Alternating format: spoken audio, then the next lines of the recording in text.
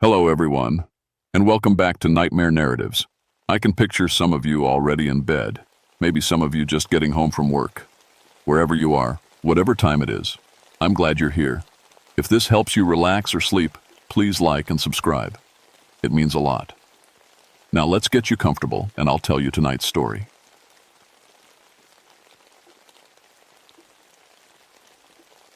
My name is James Redmont, and I've been a park ranger for 17 years. I work in the Daniel Boone National Forest in Kentucky, mostly around a place called Copperhead Ridge. It's wild country out there, steep hills covered in trees, old mining roads that don't go anywhere anymore, and fog that rolls in so thick you can't see 10 feet ahead. People think being a ranger is all about helping lost hikers and putting out campfires. But my job is different. I deal with the old coal mines. There are hundreds of them scattered through these mountains, most of them sealed up decades ago after the companies pulled out. My job is to make sure nobody falls down a shaft or gets hurt by old equipment. I grew up in these hills. My grandfather worked the mines back in the 1920 seconds, before everything went bad. He used to tell me stories when I was little. Stories about things that lived deep underground, things that weren't quite human anymore. He called them the hollow men. Said they were miners who went too deep and found something they shouldn't have. I never believed those stories. Granddad had breathed too much coal dust, and it made him see things. Or so I thought. The trouble started 3 weeks ago when some college kids went missing. They were from the university down in Lexington, geology students doing research on old mining sites. Smart kids, the kind who know how to stay safe in the woods. But they never came back to their camp. Their professor called it in on a Tuesday morning. I remember because it was the day the fog rolled in thick and stayed for a week straight. When I got to their campsite, everything looked normal at first. Tents still up, food still hanging from a tree to keep the bears away. But their equipment was gone, all their fancy tools for measuring rocks and soil. I found their gear 2 days later, about a mile from camp. It was piled up neat and tidy right in front of the old Copperhead mine entrance. That stopped me cold, because the Copperhead mine has been sealed since 1976. Concrete and steel, welded shut tight. No way anyone should be able to get inside. But there the equipment was, covered in this weird gray clay that didn't match anything I knew from these hills. The clay was cold to the touch, even though it was a warm October day. And it had this smell, like copper pennies mixed with something rotten. I called for backup and got Kate Morrison. She's been a ranger for 8 years, tough as nails and twice as smart. Kate took one look at that equipment and said the same thing I was thinking. Someone's been inside that mine. We walked around to check the entrance. The concrete seal was cracked down the middle, split wide enough for a person to squeeze through. But here's the thing that made my skin crawl. The cracks ran from the inside out. Something had broken through from underground. Kate shined her flashlight into the opening. The beam went down about 20 feet, then just disappeared into black. But I could hear something down there. A sound like wind, but too regular, too much like breathing. We need to call this in, I told her. Get a proper rescue team. But Kate was already checking her gear. Those kids might still be alive down there. How long do you think a rescue team will take to get here? 6 hours? 8? She was right, and we both knew it. The nearest town was 35 miles away, and half the roads were washed out from recent rain. If those students were hurt and trapped underground, we might be their only chance. I looked at that dark opening and thought about my grandfather's stories. About miners who went down and never came back up the same. About hollow men who stole souls in the deep places. But I also thought about 4 young people who might be dying while we stood there talking. All right, I said, but we do this by the book. Safety gear, rope, radio check every 15 minutes. Kate nodded and started unpacking her climbing equipment. What do you know about this mine? Opened in 1918, closed in 1924 after a cave-in killed 47 men. They never recovered most of the bodies. I pulled out the survey maps I always carried. Supposed to be 3 main tunnels going down about 200 feet, but the records are pretty sketchy. Why'd they seal it so tight? I folded up the maps and checked my headlamp. Officially, unstable ground, dangerous gases, the usual stuff. I paused, thinking about those old stories. Unofficially, local families used to leave food and flowers at the entrance. said it kept the hollow men sleeping. Kate gave me a look. You don't actually believe that stuff. No, I said, though I wasn't as sure as I sounded. But sometimes the old stories exist for a reason. We strapped on our gear and checked our radios one more time. The static was worse than usual, probably because of the fog. But we had rope and lights and enough common sense to turn back if things got too dangerous. At least, that's what I told myself as we squeezed through that crack and started down into the dark. The first thing I noticed was the smell. It hit us about 10 steps inside, that same copper and rot smell from the clay, but stronger, like old blood mixed with wet earth. Kate wrinkled her nose and pulled her shirt up over her mouth. Gas? She asked. I checked my meter. Air's clean, just smells like death. Our headlamps cut through the dark, showing rough stone walls and rusted minecart tracks. The tunnel was bigger than I expected, wide enough for 3 people to walk side by side. But something felt wrong about the proportions. According to my maps, this tunnel should have been much smaller.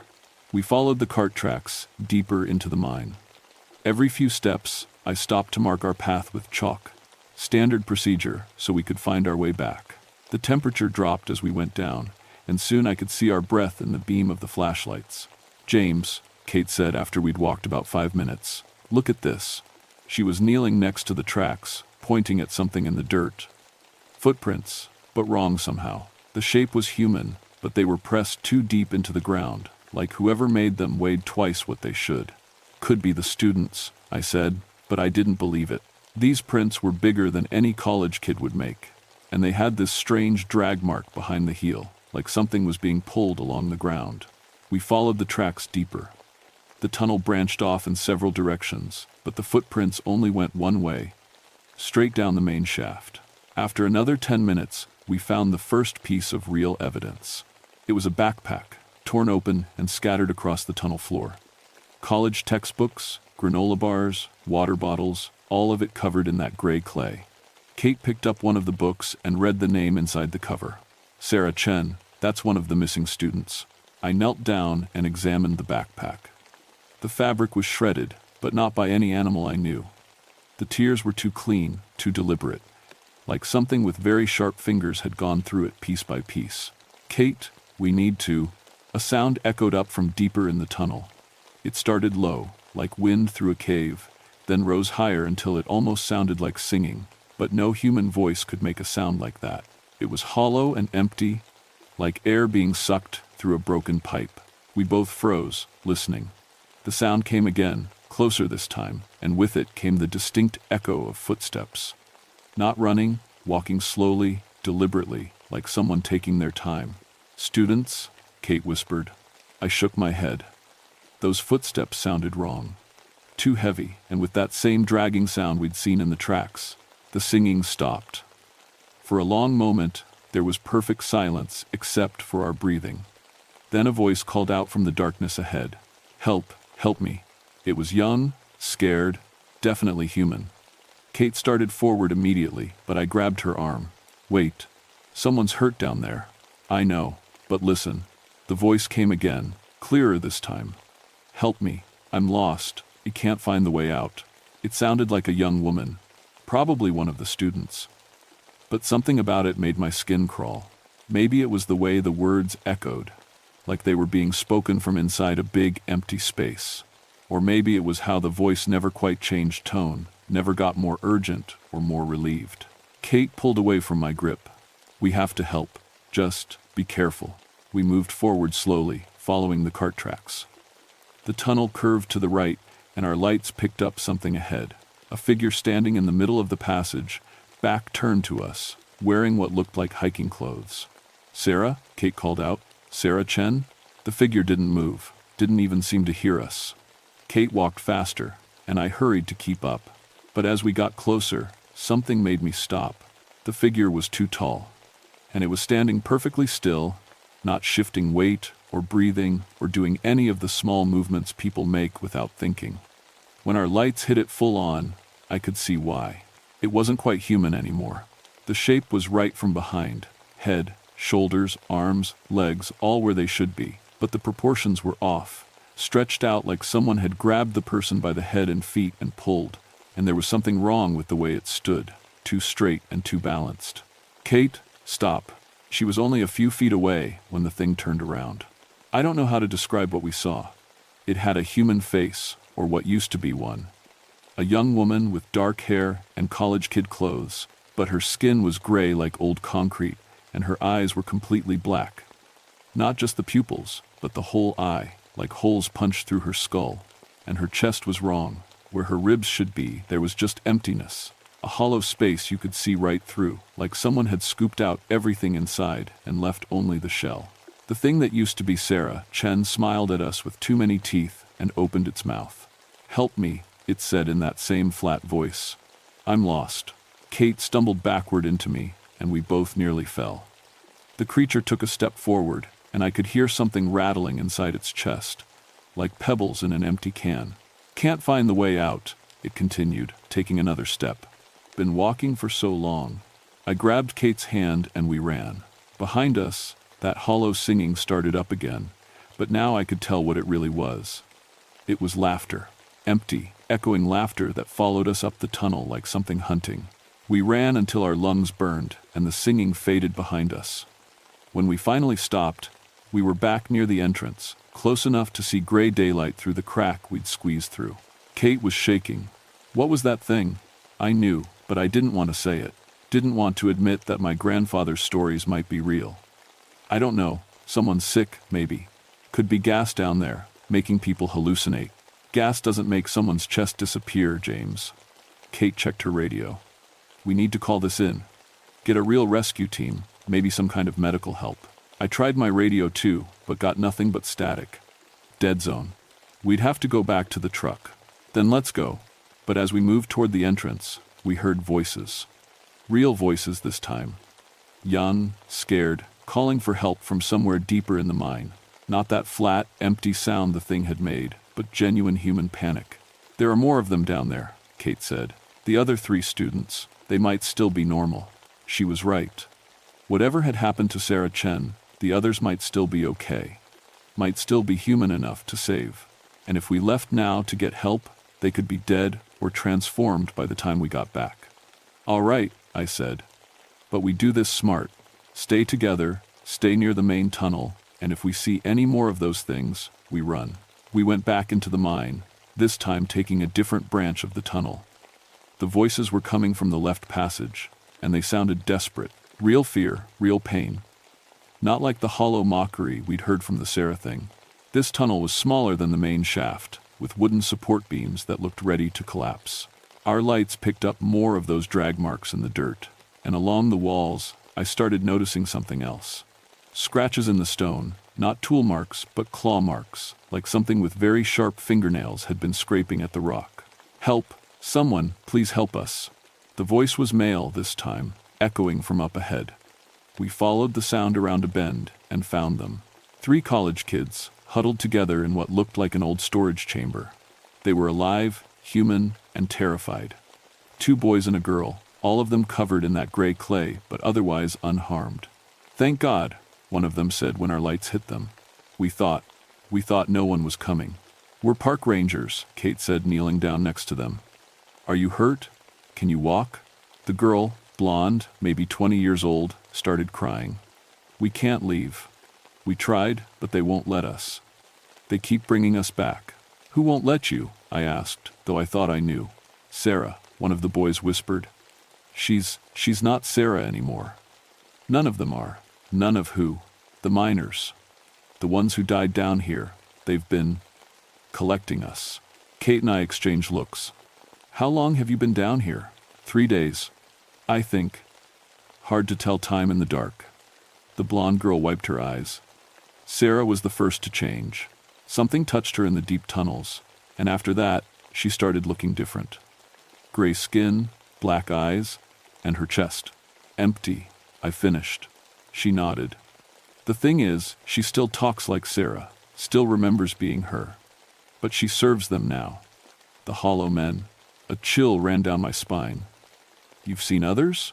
"Dozens of them. They live in the deep parts of the mine, where the original cave-in happened. They look like the old miners, but wrong. Like they've been carved out from the inside." The sound of footsteps echoed from the tunnel behind us, slow, deliberate, getting closer, and with it came that hollow singing. "They found us," one of the boys whispered. "They always find us." Kate was already helping the students to their feet. "Is there another way out?" "The tunnels connect," the girl said. "But they know all the paths. They've been down here for 100 years. The singing was getting louder, and now I could hear multiple voices, that flat, empty harmony that made my teeth ache. At least 4 or 5 different singers, all moving toward us. "This way," I said, pointing deeper into the mine. "We'll find another route." "No," the blonde girl grabbed my arm.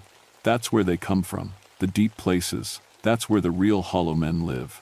But we didn't have a choice. The singing was almost at the chamber entrance now, and I could see lights moving in the tunnel. Not flashlights, but a weird blue-green glow that seemed to come from inside the creatures themselves.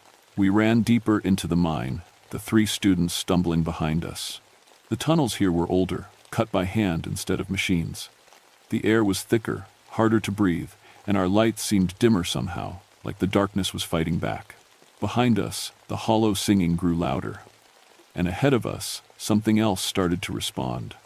A deeper sound, like a massive heartbeat echoing up from far underground. "What is that?" Kate asked. I thought about the old stories, about miners who dug too deep and found something that should have stayed buried. "I think," I said, "we're about to find out." The tunnel opened up into a vast chamber, bigger than anything that should exist in these hills. Our lights couldn't reach the ceiling or the far walls, but scattered around the floor, glowing with that sick blue-green light, were dozens of figures. Hollow men, real ones.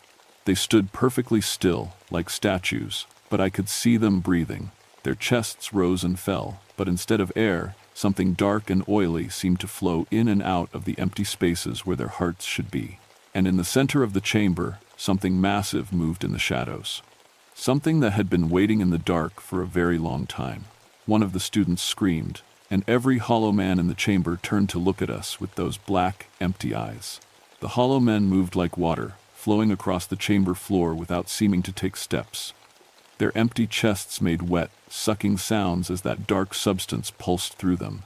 And in the center of it all, the massive shadow began to take shape. It was huge, maybe 20 feet tall, with too many arms and a face that looked like it had been carved from black stone.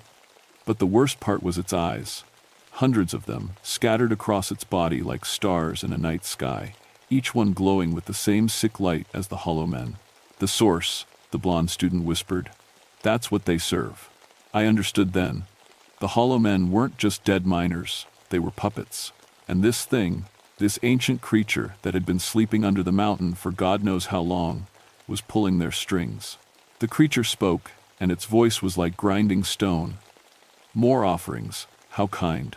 Kate raised her flashlight like a weapon, which would have been funny if I wasn't so terrified. "Stay back," the thing laughed, and the sound made my bones vibrate. "You misunderstand. I do not take by force. They come to me willingly, in the end, when they see what I offer." "Which is what?" I managed to ask. "Freedom from pain, from loneliness, from the weight of being human." One of its massive arms gestured to the hollow men. "They were afraid, once, afraid of the dark, of death, of being forgotten. Now they fear nothing, feel nothing, want nothing." "That's not life," Kate said. "That's just emptiness." "Exactly." The creature began to move toward us, its footsteps shaking the chamber. The hollow men followed, surrounding us in a circle of gray skin and black eyes. I counted at least 30 of them, including Sarah Chen, who smiled at me with her too wide mouth. "You have a choice," the creature continued. "Submit willingly, and the transformation will be gentle. Your memories will remain, your personality intact. You will simply be improved." "And if we refuse?" I asked, though I already knew the answer. "Then you will be taken by force. The result is the same, but the process is much less pleasant." I looked around the chamber, trying to find some way out. But the hollow men had us completely surrounded, and the only tunnel entrance was behind the creature. We were trapped. That's when I remembered my grandfather's mining lamp. It was an old carbide lamp, the kind miners used before electric lights. Granddad had given it to me when I started working the mines, said it belonged to his father before him. But there was something else, something he'd whispered to me when he was dying, high on pain medication and memory.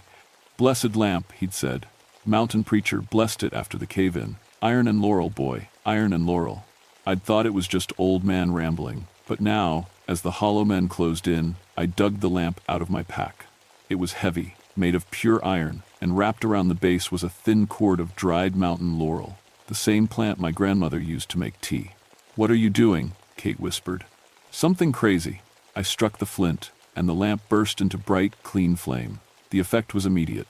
Every hollow man in the chamber stepped back, their empty eyes reflecting the flame. Even the massive creature paused, its hundreds of eyes blinking in what might have been surprise. "Interesting," it said. "You carry old protections, but they will not save you for long." It was right. The flame was already starting to flicker, and I could see the hollow men gathering courage to move closer. But it had bought us time to think. "The mine entrance," I told Kate. "If we can get back to the main tunnel, maybe we can collapse it. Trap them down here." "With what?" I pulled the emergency flares from my pack.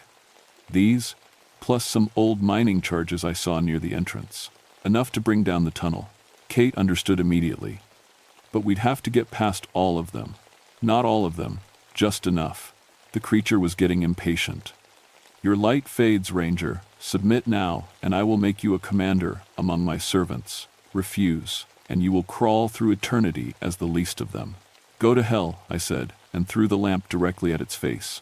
The creature roared as the iron and blessed flame struck it, and for just a moment, the hollow men faltered. In that moment, we ran. Kate grabbed the students and pushed them toward the tunnel, while I lit the first flare. Red light blazed through the chamber, and the hollow men scattered like insects. But they were already regrouping, and I could hear the creature bellowing commands behind us. We made it to the tunnel entrance, but the Sarah thing was waiting for us. Her black eyes reflected the flare light as she spread her arms to block our path. "You don't understand," she said in that flat voice. "It doesn't hurt. Being hollow doesn't hurt at all." I didn't have time to argue. I shoved the burning flare against her chest, and she dissolved like smoke, screaming. But her scream sounded almost grateful. Kate and the students were already running up the tunnel. Behind us, I could hear the hollow men pouring out of the chamber, their feet making wet, slapping sounds on the stone. But the flare light was keeping them back, barely. We reached the main tunnel and ran toward the entrance. I could see daylight through the crack, beautiful gray daylight that meant safety and the real world. But I also saw the mining charges I'd remembered, old dynamite sticks left over from the 1972nd sealing operation. "Get out!" I shouted to Kate. "Get them out and run." "What about you?" I was already pulling the fuses out of the dynamite. Someone has to light it, and someone has to make sure they don't follow. Kate looked like she wanted to argue, but the hollow men were almost on us. She pushed the students through the crack and squeezed out after them. I set the charges as fast as I could, working by the light of the dying flare. Behind me, the singing was getting louder. I could feel them coming, could smell that copper and rot stench getting stronger. The first hollow man rounded the corner just as I lit the fuse. I ran. The explosion threw me 20 feet through the air and out of the mine entrance. I hit the ground hard, covered in dust and debris, my ears ringing so loud I couldn't hear anything else. But I was alive, and I was outside. Kate pulled me to my feet. Behind us, the Copperhead mine was gone, just a pile of broken rock and twisted metal where the entrance used to be. The sound of the explosion echoed through the hills for a long time, and then everything was quiet. The three students were sitting on the ground, staring at the rubble. They looked dazed but human. Still human, thank God. The blonde girl was crying, but they were normal tears, not the empty sounds the hollow men made. "Is it over?" one of the boys asked. I listened carefully, but heard nothing from under the rocks. No singing, no breathing, no movement. "I think so."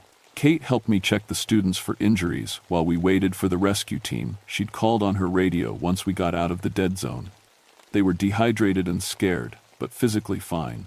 They'd spend a few days in the hospital and the rest of their lives trying to convince people that what happened down there was real. Good luck with that. The official report listed the mine collapse as geological instability caused by recent heavy rains. The area was declared permanently off-limits, with new fencing and warning signs posted every 100 yards. The student's story was written off as trauma-induced hallucinations caused by bad air in the mine. Kate never talked about what we saw down there, not to me, not to anyone. But she requested a transfer to a different forest district 3 weeks later. Can't say I blame her. Me? I stayed on Copperhead Ridge. Someone has to keep an eye on things. Because the truth is, I'm not sure we got them all. Late at night, when the fog rolls in thick and the wind dies down, I sometimes hear singing from other sealed mines in the area, faint and far away, but definitely there. And sometimes, when I'm checking the barriers around the old mine sites, I find fresh flowers and food left by local families. The offerings never used to be there before the Copperhead Mine incident. But now they show up every few weeks, always at different locations, always at mines that have been sealed for decades. I've started a quiet network with other rangers in mining areas. We don't talk about it officially, but we share information. Stories about missing people near old mines, about strange sounds underground, about things that look human but aren't quite right. Turns out, the Copperhead Ridge wasn't the only place where miners dug too deep. My grandfather's lamp is hanging above my desk now. I've replaced the carbide and rewrapped the mountain laurel cord. Just in case, because even though the mine is sealed and the immediate danger is gone, I know the truth. There are hollow places under these mountains. Dark spaces where ancient things sleep and wait. Most of them will stay sleeping, as long as we're careful. As long as we remember the old warnings and respect the barriers our ancestors put in place. But some of them are already awake. And they're patient. They can wait another 100 years for the next group of miners, the next batch of students, the next curious souls who think the old stories are just superstition. My name is James Redmont, and I guard the sealed places. It's not the job I signed up for 17 years ago, but it's the job that needs doing. Because sometimes the old stories are true. And sometimes the things our grandfathers feared in the deep places are still down there, singing their hollow songs in the dark.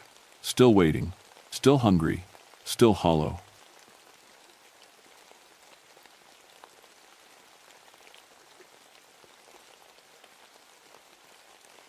My name is Samuel Greystone, and I've been a forest ranger for 14 years. Before that, I was a nuclear engineer until 3 Mile Island happened. After seeing what nuclear accidents could do to people, I needed a job where I could help protect folks instead of putting them in danger. I work in the Jefferson National Forest in Virginia, specifically around Black Mountain. It's beautiful country, but dangerous too. There's an old uranium mine up there that's been sealed since the 1942. My job is to monitor radiation levels and make sure hikers stay safe. I'm a man of science. I believe in facts, measurements, and data. I've never put much stock in ghost stories or Cherokee legends about spirit animals. My wife Sarah used to tease me about being too practical. She died 3 years ago from cancer, the same cancer that killed 12 other people in our old neighborhood near the nuclear plant. That's when I knew I had to change my life. Black Mountain is isolated. The closest town is 50 miles away, and most of the area around the old mine is restricted. Only rangers and researchers are allowed up there. It's quiet country, the kind of place where you can hear your own heartbeat. In winter, it gets even quieter. The snow muffles everything, and sometimes I go days without seeing another person. That's how I like it. Just me, my equipment, and the forest. I carry a Geiger counter everywhere I go. It's an old Ludlum Model 3, reliable and simple. Sarah used to call it my security blanket. The steady clicking sound is comforting. It means everything is normal, safe. When the clicking speeds up, that's when I pay attention. The Cherokee families who lived in this area left in the 1942. Right before the mine opened, my supervisor told me they talked about some kind of spirit that warned of danger. Death flying on wings, they called it. I figured it was just their way of sensing the radiation danger before science could measure it properly. I should have listened to those stories. It started 3 weeks ago when a couple of hikers came down from the mountain talking about a giant moth. They said it was bigger than a man, with glowing red eyes that followed them for miles. They were scared, really scared, but I figured they'd seen an owl or maybe a small aircraft. Probably just an optical illusion, I told them. The altitude and cold air can play tricks on your eyes, but my supervisor asked me to check it out anyway. "If there's something up there affecting wildlife, we need to know about it," he said. "Could be radiation poisoning, causing mutations." So I packed my gear and headed up Black Mountain. My Geiger counter, camping equipment, camera, and radio. Standard procedure for investigating unusual animal reports. I expected to find nothing more than normal background radiation and maybe some confused hikers.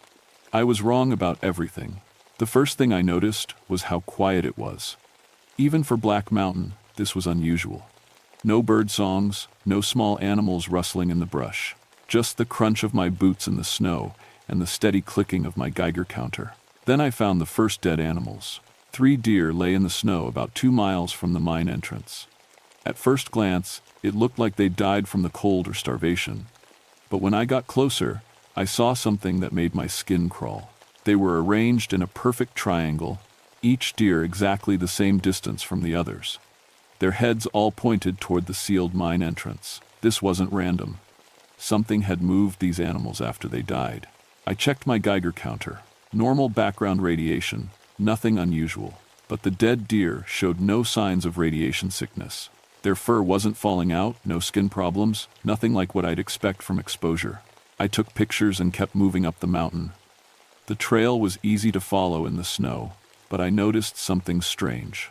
Alongside my own footprints and the normal tracks of rabbits and squirrels, there were other marks in the snow. They looked like wing impressions, but massive ones. Each print was nearly 6 feet across. Probably fallen branches, I said to myself. But branches don't make patterns that regular. As I climbed higher, I found more dead animals. Always in groups, always arranged in geometric shapes. Rabbits in a straight line, their bodies pointing toward the mine. A family of raccoons in a perfect circle. Each scene was more unsettling than the last. My radio crackled. It was Dr. Elena Martinez, the wildlife biologist who sometimes worked with me on unusual cases. "Sam, how's it looking up there?" "Strange," I said. "Dead animals, but not from radiation. Something's arranging them in patterns." "Patterns? What kind of patterns?" I described what I'd found. There was silence on the other end for a long moment. "Sam, I've been researching those hiker reports.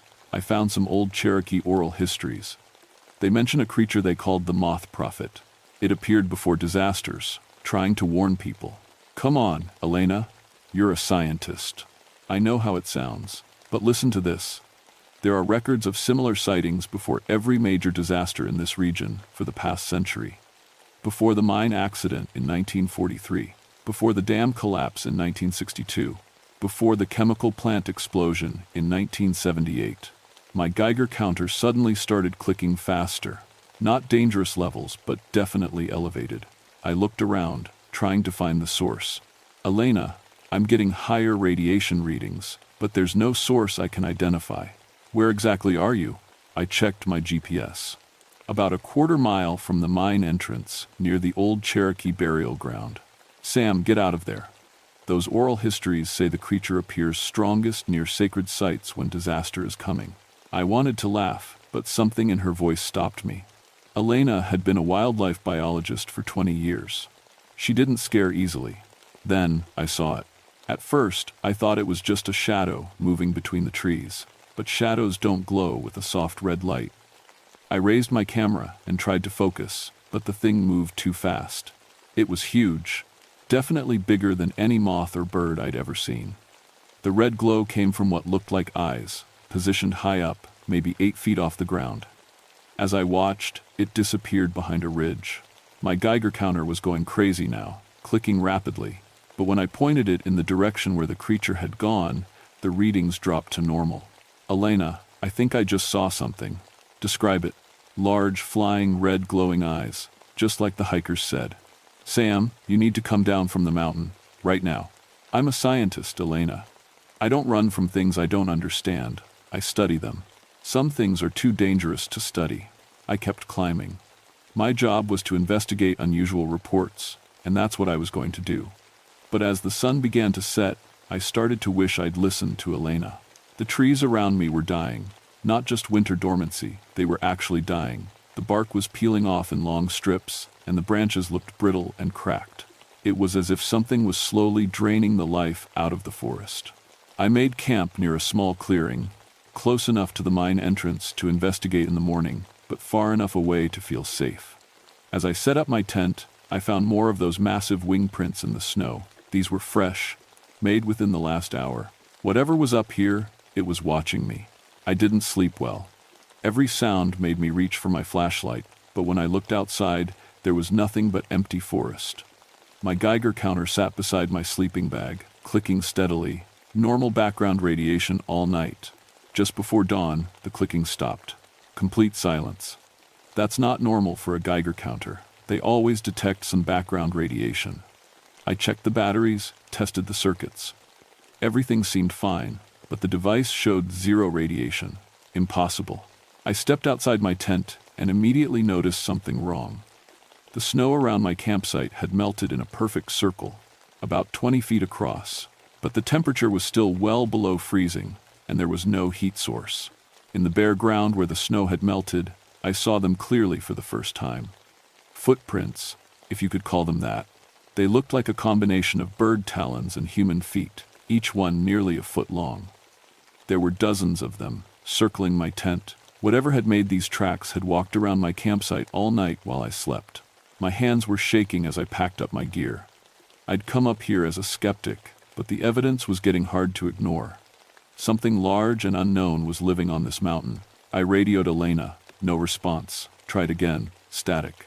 The mine entrance was only a quarter-mile away. I decided to check it out before heading back down. If there was a scientific explanation for what I was seeing, I'd find it there. The closer I got to the mine, the stranger things became. The trees weren't just dying, they were twisted into spiral shapes, as if something had spun them like drills. The very rocks looked wrong, worn smooth in patterns that didn't match natural erosion. Then I saw the scales. They were scattered around the mine entrance like fallen leaves. Each one was nearly the size of my hand, metallic silver with an oily rainbow sheen. They looked exactly like moth scales, but no moth was this large. I picked one up carefully. It was warm to the touch and seemed to vibrate slightly. When I held my Geiger counter near it, the device went berserk. The radiation reading was off the charts, but it wasn't any isotope I recognized. The signature was completely unknown. Impossible, I whispered. But I was holding the evidence in my hand. A shadow passed over me. I looked up and saw it clearly for the first time. The creature was massive, with a wingspan of at least 20 feet.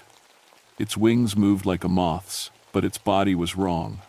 Too long, too segmented, covered in those shimmering scales.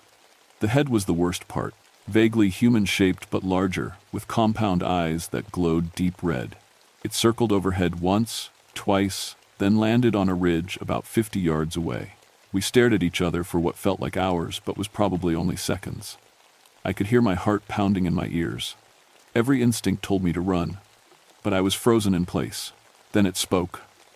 Not with its mouth, the words appeared directly in my mind. Danger comes, the earth will burn, you must warn them. Images flooded my brain. The nuclear power plant 30 miles east of Black Mountain. Reactor cooling systems failing. Radiation spreading across the Appalachian Mountains like a poison cloud. Thousands dead, millions more evacuated from their homes. When? I managed to whisper. 3 days. The metal hearts will crack. The fire that cannot be quenched will spread. More images. Technical diagrams of reactor cooling systems. Stress fractures in containment vessels. Water pumps failing in sequence. I recognized the equipment. It was identical to what I'd worked on as a nuclear engineer. The creature spread its wings and launched itself into the air. As it flew over my head, I felt a wave of heat and radiation that should have killed me instantly. But instead of pain, I felt understanding. This thing wasn't trying to hurt me. It was trying to save everyone. My radio crackled back to life. Elena's voice panicked. Sam, can you hear me? I'm here. Something's happening at the power plant. They're reporting equipment failures. You need to get down here now. I looked at the scale in my hand. Still warm, still vibrating. The creature's words echoed in my mind. You must warn them. Elena, listen carefully. Evacuate the area around the nuclear plant, now. What, Sam, what are you talking about? There's going to be an accident. A bad one. We have maybe 3 days. Silence on the radio. Then, "Sam, are you feeling all right? Have you been exposed to radiation up there?" How could I explain? How could I tell her that a giant moth from Cherokee legend had shown me visions of nuclear disaster? She'd think I was having hallucinations from radiation exposure. But I had to try. By the time I got back to town, the situation at the nuclear plant had gotten worse.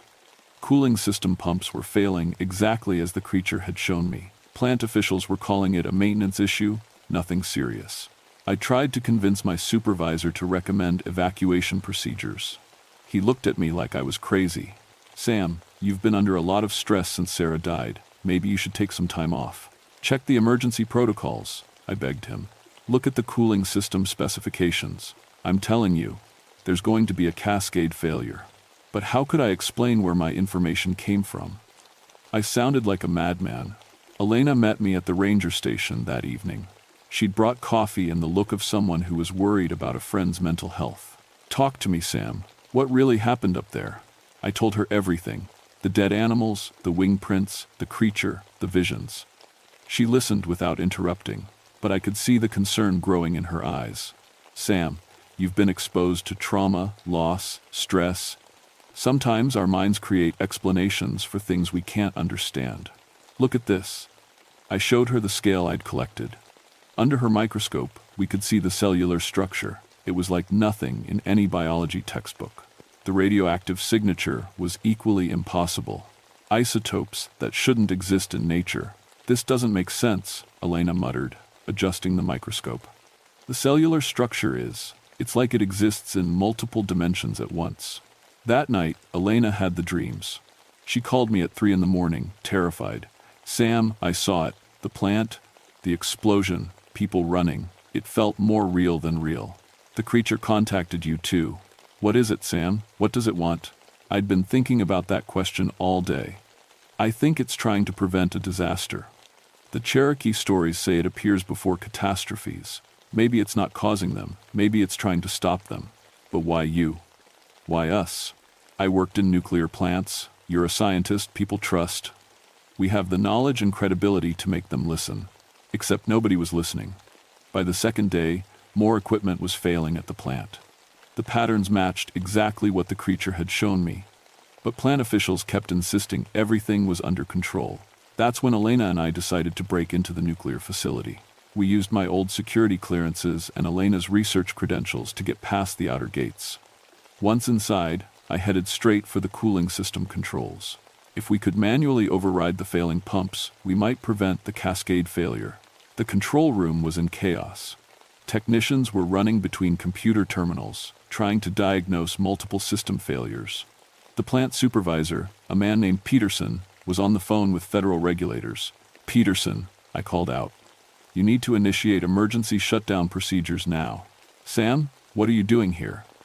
This is a restricted area. I know exactly what's going wrong with your systems. Cooling pump 3 is going to fail in the next 6 hours. When it does, the backup systems will be overloaded and you'll have a full meltdown." "That's impossible. The backup systems are designed to handle single-point failures. Not when the failures happen in sequence. Look at pumps 1 and 2.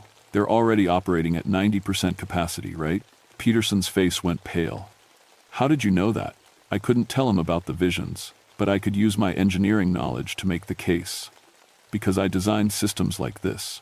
When you lose cooling capacity gradually, the remaining pumps work harder and fail faster.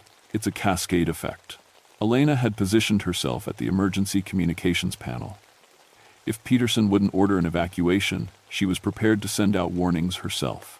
"Sir," one of the technicians called out, "cooling pump 3 just went offline." The room went silent except for the sound of alarms beginning to blare. Peterson stared at me in shock. "How did you know?" "Evacuate the surrounding area now," I said. "You have maybe 4 hours before containment fails." That's when the creature appeared. It materialized in the control room like smoke, becoming solid. 20 feet of impossible anatomy, glowing eyes, wings that seemed to bend space around them. Everyone in the room froze. The creature spoke, not with words but directly into our minds. The broken atoms sing their death song, stop their music before it spreads. Only Elena and I seemed able to move. The others stood transfixed, caught in whatever field the creature projected. I ran to the emergency controls. The manual shutdown procedure required 2 people to activate simultaneously. Elena joined me, her hands shaking but determined. "On 3, I said. 1, 2. We turned our keys together. The reactor began its emergency shutdown sequence, just as the cooling system display showed total failure. If we'd waited another 10 minutes, the containment vessel would have cracked. The creature nodded once, then faded away like mist. The other technicians blinked and stumbled, confused about what had just happened. "Gas leak," Peterson announced quickly. Everyone must have been hallucinating, but Elena and I knew better. The official report blamed the near disaster on a computer virus that caused multiple system failures.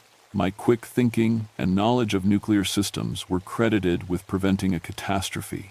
Peterson recommended me for a commendation. I was quietly transferred to a different forest region the following month. "For your own protection," my supervisor said. Too much stress associated with that area. But the creature's work wasn't finished, and neither was mine. 6 months later, Elena called me about another incident. A dam in Tennessee was showing stress fractures that engineers hadn't detected. She'd been having dreams about flooding, about people trapped in rising water. I drove down to investigate. Sure enough, I found the moth scales scattered around the dam's base. The creature was trying to warn us again. This time, we knew how to listen. We convinced the dam authority to do emergency inspections using the technical details from Elena's dreams. They found hairline fractures that would have caused total failure within weeks. The dam was evacuated and repaired, preventing a flood that would have killed thousands. Over the past 3 years, Elena and I have responded to 7 similar incidents. Chemical plant explosions prevented, bridge collapses avoided, forest fires stopped before they spread. Each time, we find the scales. Each time, one of us has the dreams. We've learned some things about the creature. It exists outside normal time, seeing all possible futures simultaneously. It can only appear when disaster is imminent, and only in places where the barriers between dimensions are thin. Old sacred sites, areas with radiation exposure, places where terrible things have happened before. The Cherokee were right. It's not evil, it's trying to save us from ourselves. Every technological disaster we prevent means fewer souls joining whatever collective consciousness the creature represents. Elena thinks it might be the combined spirits of everyone who has died in nuclear accidents, chemical spills, and industrial disasters. Their way of trying to prevent others from suffering the same fate. I don't know if that's true, but I know the creature feels familiar somehow. Sometimes, when it speaks in my mind, I hear Sarah's voice mixed in with the others. We don't publicize what we do. Who would believe us? Instead, we work quietly, using our scientific credentials and the creature's warnings to prevent disasters before they happen. We've saved tens of thousands of lives that will never know how close they came to dying. People call me lucky now. Ranger Sam always seems to know when something's about to go wrong. They don't know about the scales I find, or the dreams that wake me at 3 in the morning, or the massive shadow I sometimes see flying over disaster sites. Last week, Elena found scales near a pipeline in West Virginia. She's been having dreams about fire and underground explosions. We're driving down tomorrow to investigate. The moth prophet of Black Mountain is still watching, still warning, still trying to save us from the consequences of our own technology. As long as we build things that can fail catastrophically, it will be there. And as long as it appears, Elena and I will be listening. Because someone has to believe in impossible things when impossible things are the only explanation that makes sense. Someone has to stand between human progress and human disaster. Even if that someone is just a lonely ranger who learned to trust Cherokee legends, a wildlife biologist who believes in prophetic dreams, and a creature that shouldn't exist but does. The forest is quiet again tonight. My Geiger counter clicks steadily. Normal background radiation, everything is safe. For now, but I keep my camera ready and my radio charged. Because somewhere out there, the moth prophet is watching for the next disaster, the next warning that needs to be given, the next catastrophe that can still be prevented. And when it calls, I'll answer. That's what forest rangers do. We protect people from dangers they don't even know exist. Even when those dangers fly on 20-foot wings and speak in visions of tomorrow's tragedies.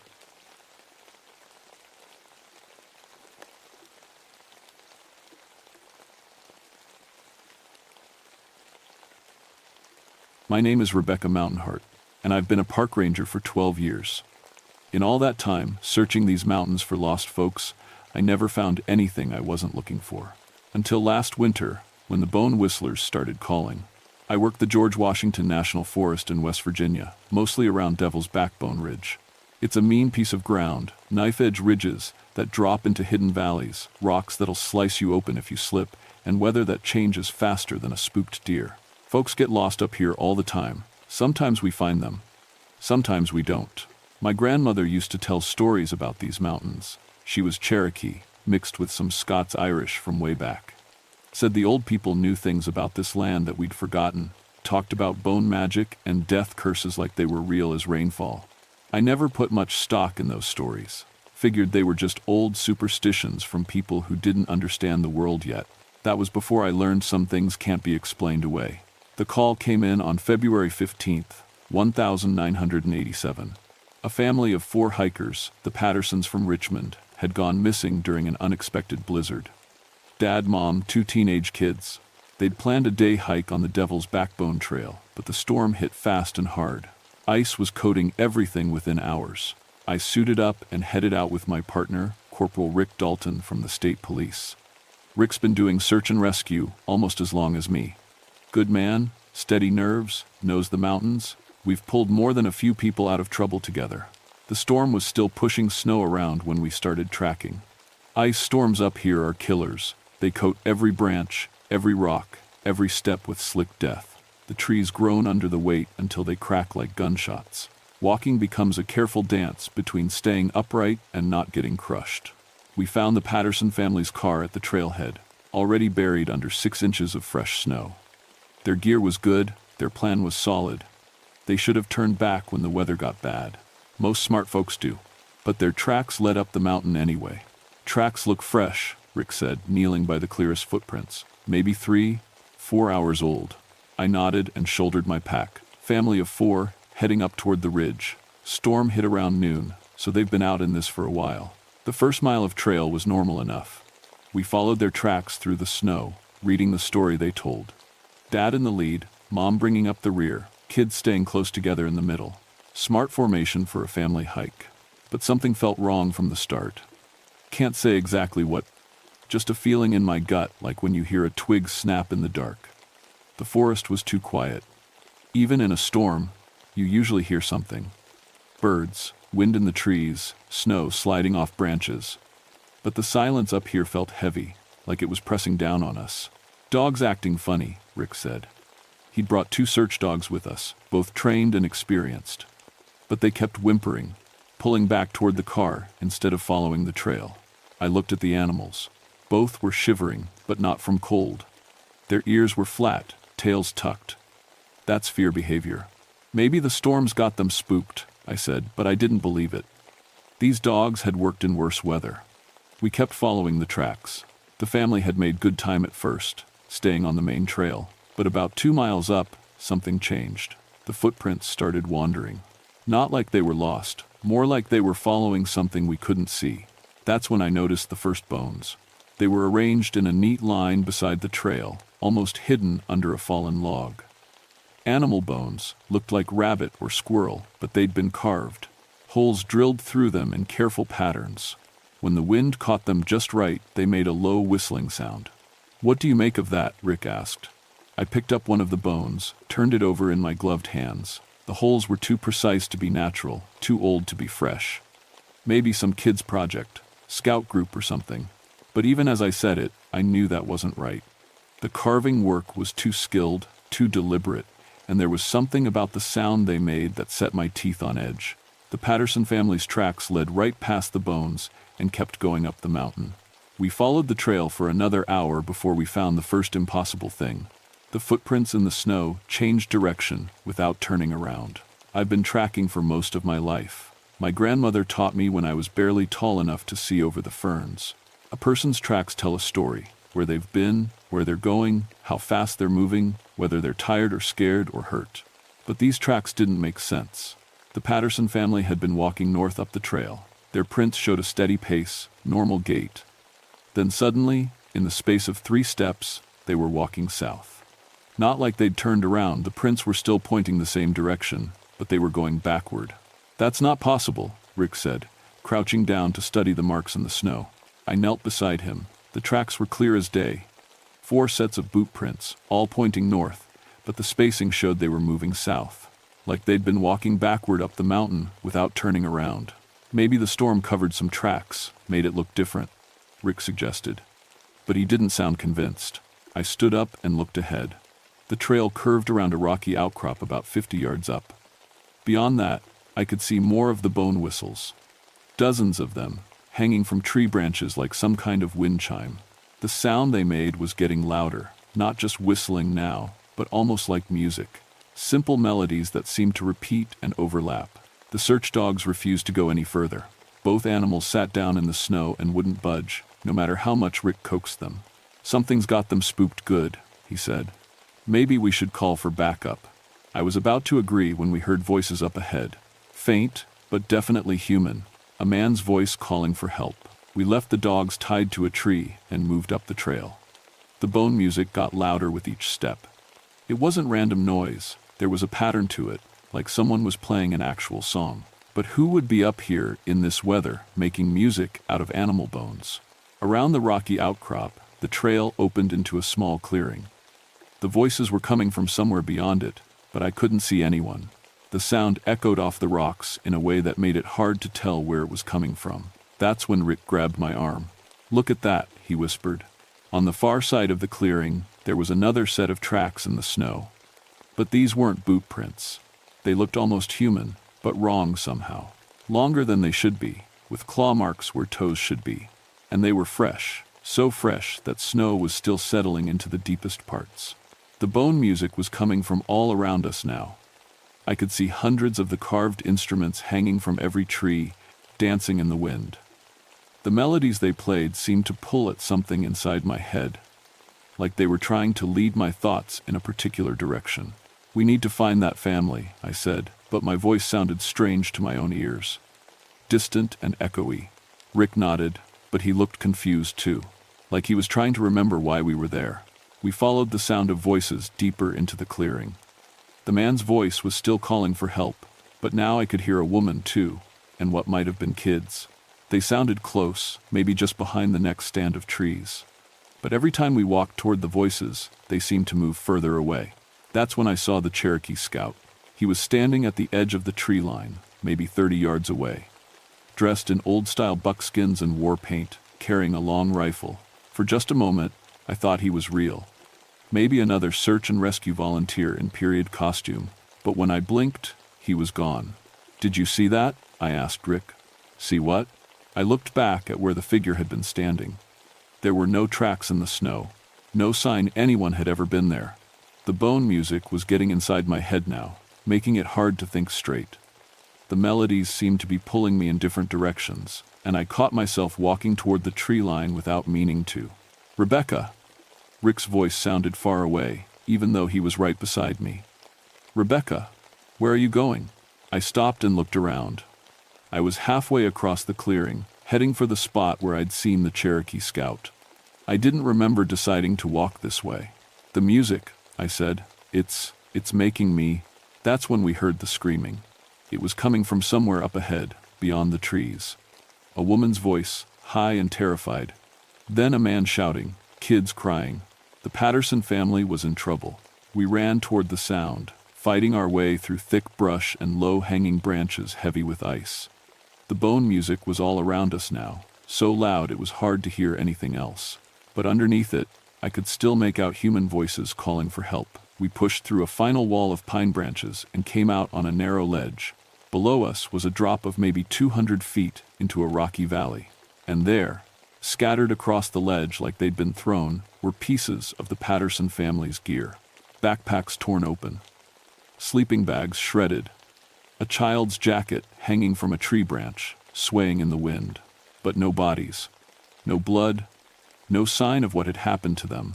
The screaming had stopped. The only sound now was the bone music, playing its impossible melodies in the winter air. We searched the ledge for over an hour. But it was like the Patterson family had just vanished. Their gear was there, scattered and torn, but they were gone without a trace. No blood, no drag marks. Nothing to show what had happened to them. "This doesn't make sense," Rick kept saying. "4 people don't just disappear."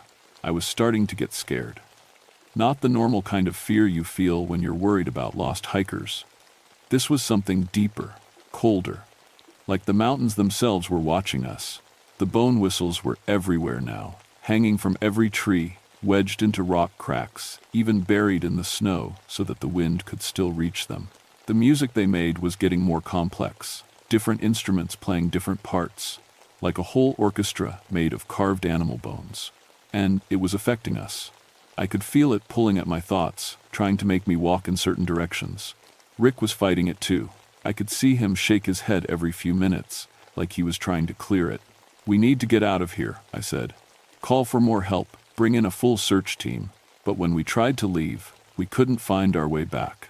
The trail we'd followed up the mountain was gone. Not covered by snow or hidden, actually gone. Where it should have been, there was only thick forest and steep rocks. Our own footprints in the snow led to a wall of stone that couldn't have been there before. "That's impossible," Rick said. "We came this way. I know we came this way." I checked my compass.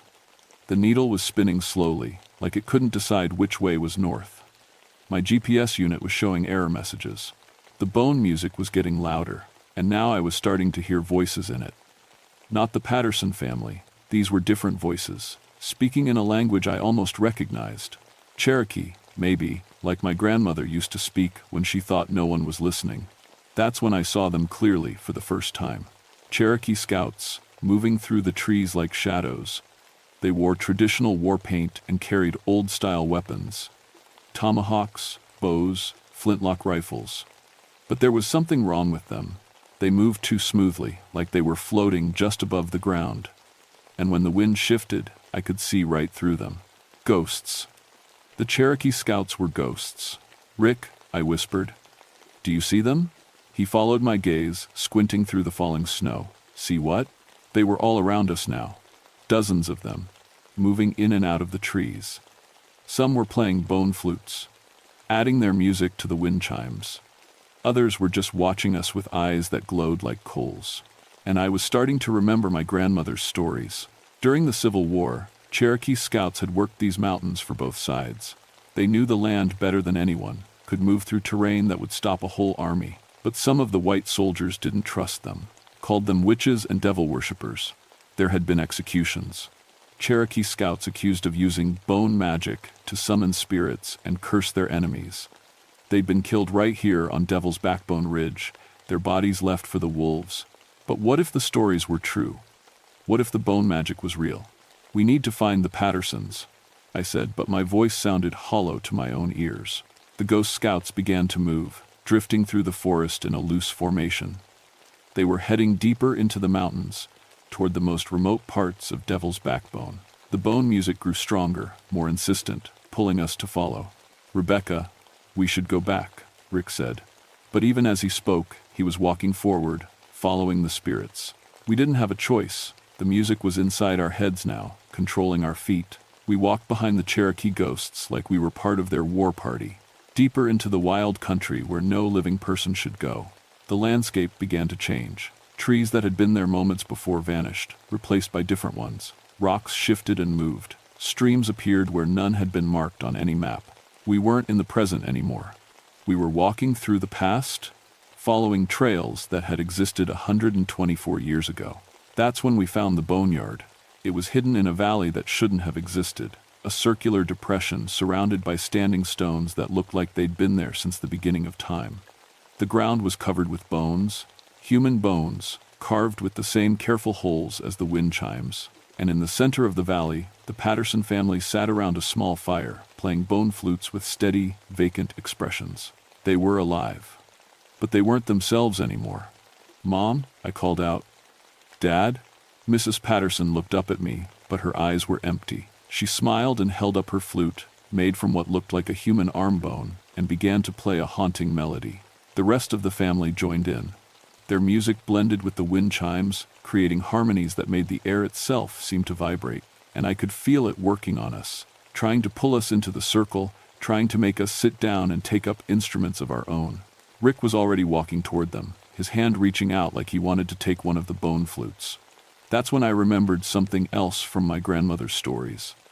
The Cherokee scouts hadn't been executed for witchcraft. They'd been executed for trying to protect their people's burial grounds.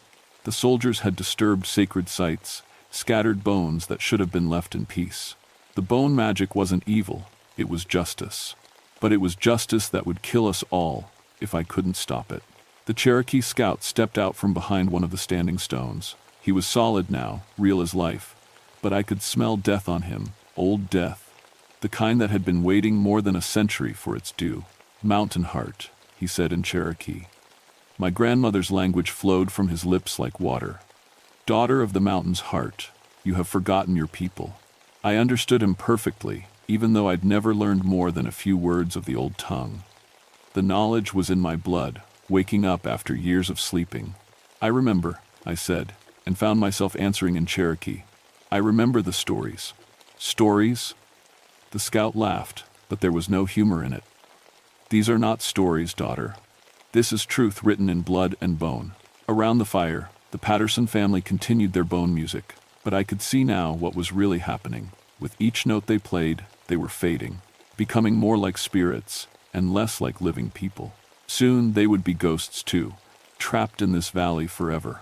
"They don't deserve this," I said. "They're innocent." "Innocent?" The scout pointed to the scattered bones covering the ground. "Were my brothers innocent when the soldiers killed them for trying to protect our sacred places? Were the children innocent when they starved because the white men stole our hunting grounds?" Rick was almost at the fire now, reaching for a bone flute that one of the Patterson kids held out to him. His eyes were as empty as theirs. "Stop," I shouted, but my voice was lost in the music. The scout smiled. "Your friend will play our songs forever, as will you, if you have any wisdom left. Join us willingly, and your death will be peaceful. Resist, and you will suffer as we suffered." But I was beginning to understand something he didn't expect. My grandmother hadn't just told me Cherokee stories, she'd taught me Cherokee ways, including some she'd made me promise never to speak of.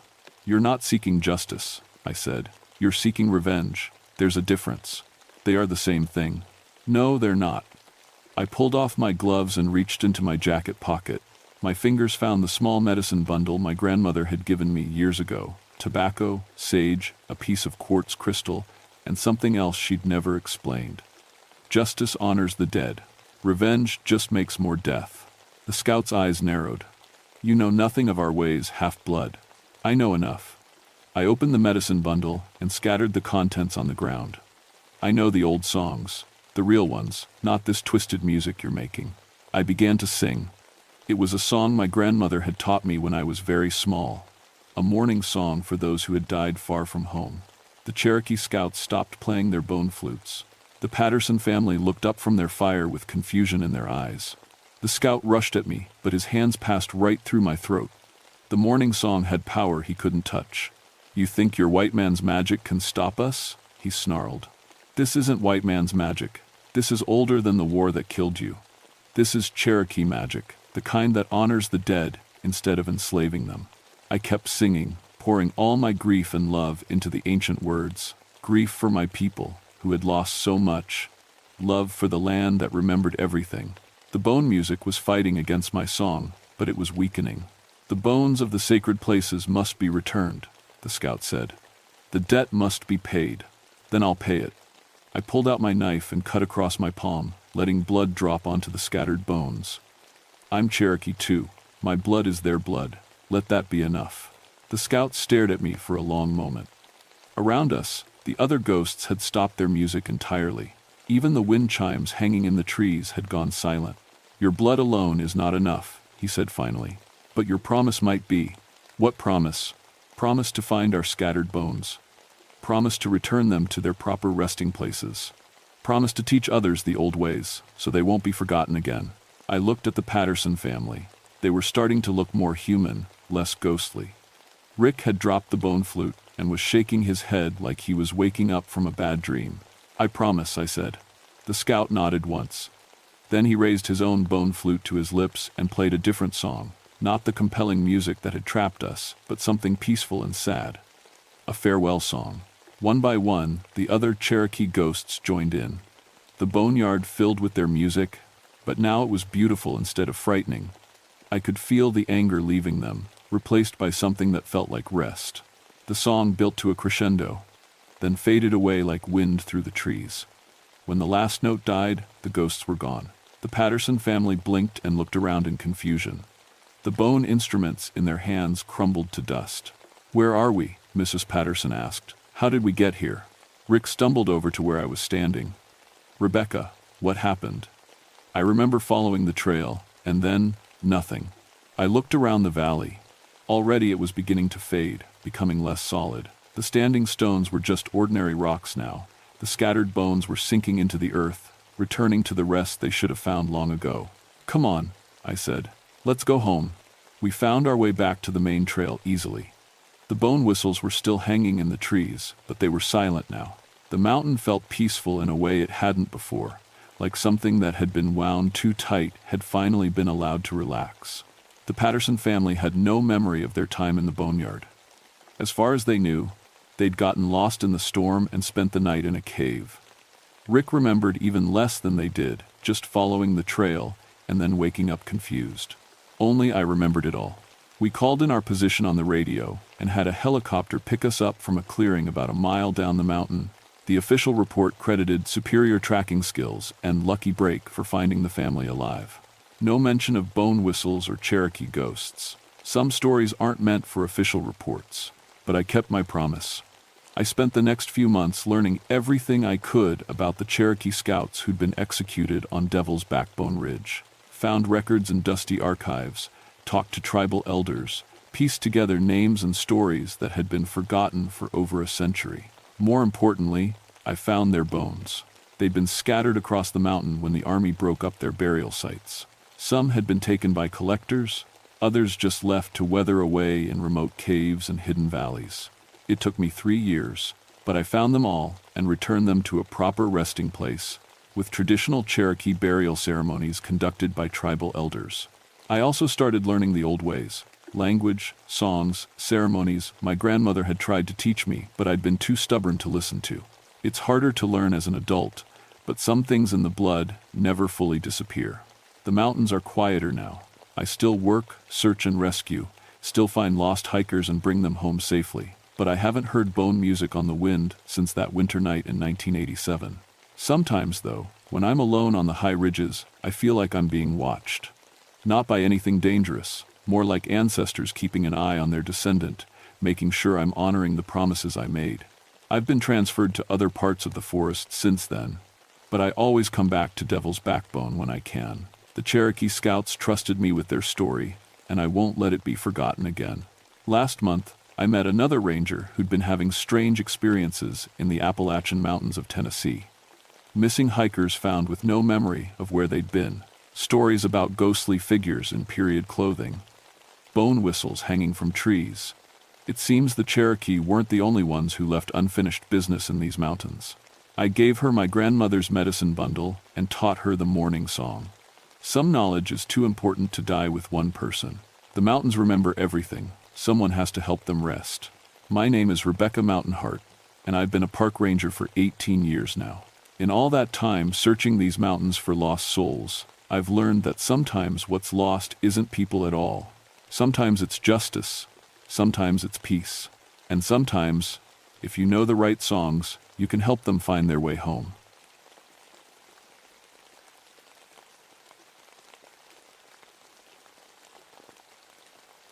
My name is David Hollowtree, and I've been a ranger in these West Virginia mountains for 16 winters. People always ask about the name Hollowtree. My grandfather said it means beloved of the empty places. Never thought much about it until what happened in Hunger Hollow.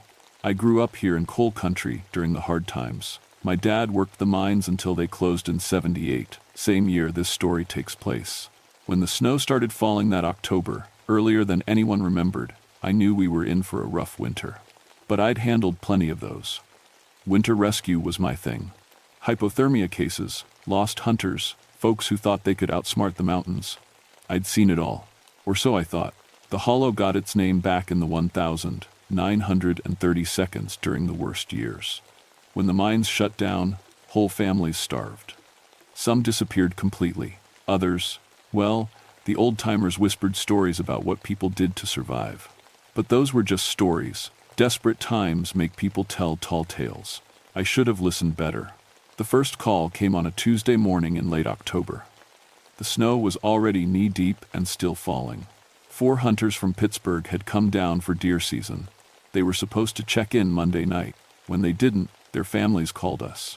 Probably just holed up somewhere waiting out the storm. I told my partner Angela Brooks over coffee. She was newer to the mountains but good with hypothermia cases. Smart woman, always asked the right questions. Temperature dropped to 15 below last night, she said, checking the weather report. If they're stuck without proper gear. We both knew what that meant. In weather like this, you had maybe 12 hours before the cold started winning. I grabbed my pack and checked my gear. Emergency blankets, first aid kit, flares, rope, emergency food, everything a ranger needs for winter rescue. Angela did the same. We'd done this dance plenty of times. The snow kept falling as we loaded the truck. Big, fat flakes that made everything quiet and white, pretty, if you didn't know what it could do to people. Where were they hunting? Angela asked as we drove toward the trailhead. Hunger Hollow, up near the old Peterson place. She looked at me funny. Thought that area was off limits. It is, mostly, but hunters don't always read the signs. The Peterson place had been abandoned since the 1932nd. Like a lot of homesteads up there, the family just vanished one winter. Some said they moved to the city, others whispered different stories. The kind grandmothers told to keep kids from wandering too far into the woods. We parked at the trailhead and started hiking. The snow was coming down so hard we could barely see 10 feet ahead. Our boots crunched with each step, the only sound in the white silence. "David," Angela said after we'd been walking about an hour. "Look at this." She was pointing at a tree, about 20 feet off the trail. At first, I didn't see what had caught her eye. Then I got closer, and my stomach dropped. The bark was torn off in long strips, about head-high. But not from an animal. The marks looked like teeth marks, human teeth marks. Like someone had been so hungry, they tried to eat the tree. "What kind of animal does that?" Angela asked. I touched the marks with my gloved hand.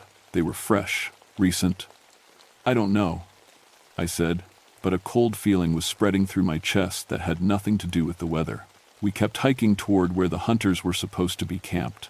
The snow kept falling, and somewhere in the white silence ahead of us, I started to understand that this wasn't going to be a normal rescue.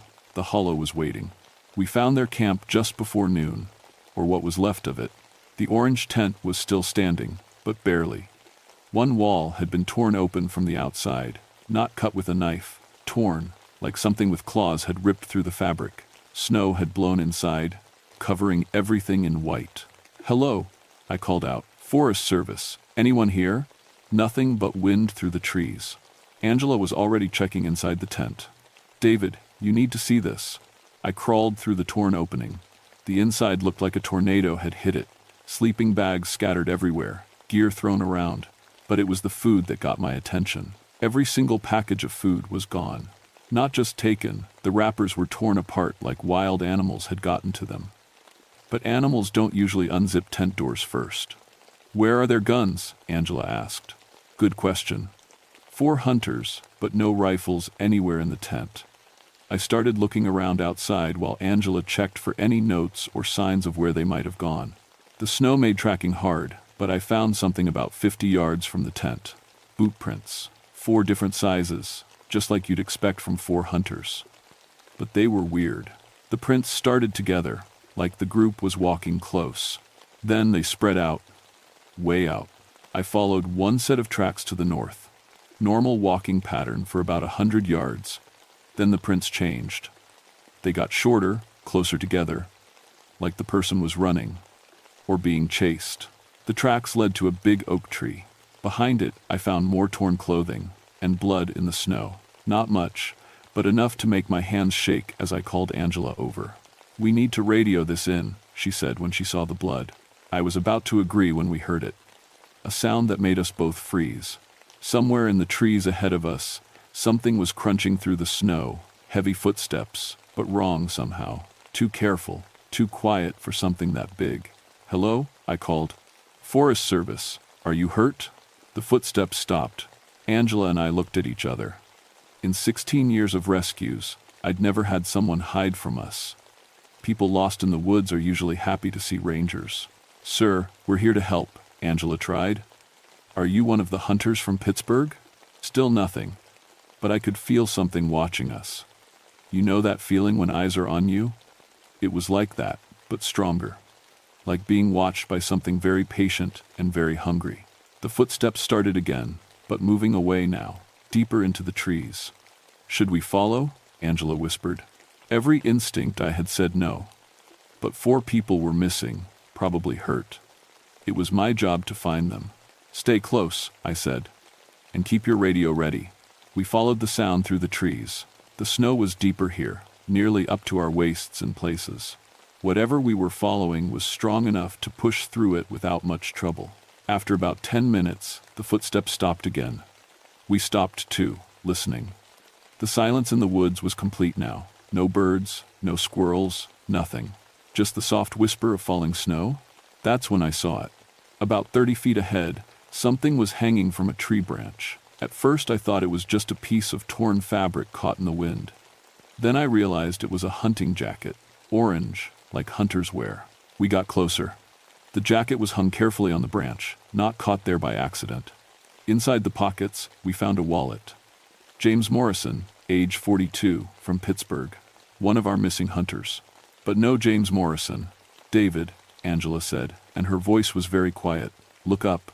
I looked up into the tree branches. About 15 feet overhead, carved into the trunk, were marks. Not random scratches, deliberate cuts that looked almost like letters or symbols. And below the carved marks, hanging from a smaller branch, was something that made my blood turn cold. A human finger, fresh enough that it hadn't frozen yet. Angela was already on her radio, calling for backup and a crime scene team. But I kept staring at that finger and at those marks carved in the tree, because now I was remembering the stories my grandmother used to tell. Stories about the families who disappeared in the 1,930 seconds. Stories about what people did when they got hungry enough. Stories about the ones who never came back down from the mountains. Something moved in the trees behind us. Big and careful and very, very quiet. We weren't rescuing anybody. We were being hunted. The backup never came. We waited by our truck for 2 hours, but the radio only gave us static. The storm had knocked out communication with the outside world. We were on our own with whatever was hunting in these woods. "We should go back," Angela said. "Get help." I wanted to agree. Every part of me wanted to get in that truck and drive away from Hunger Hollow as fast as possible.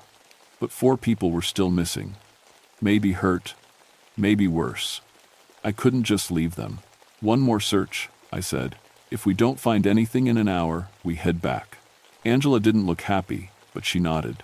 We went back to the torn tent and started following a different set of tracks. These led east, toward the old Peterson homestead. I'd been there once before.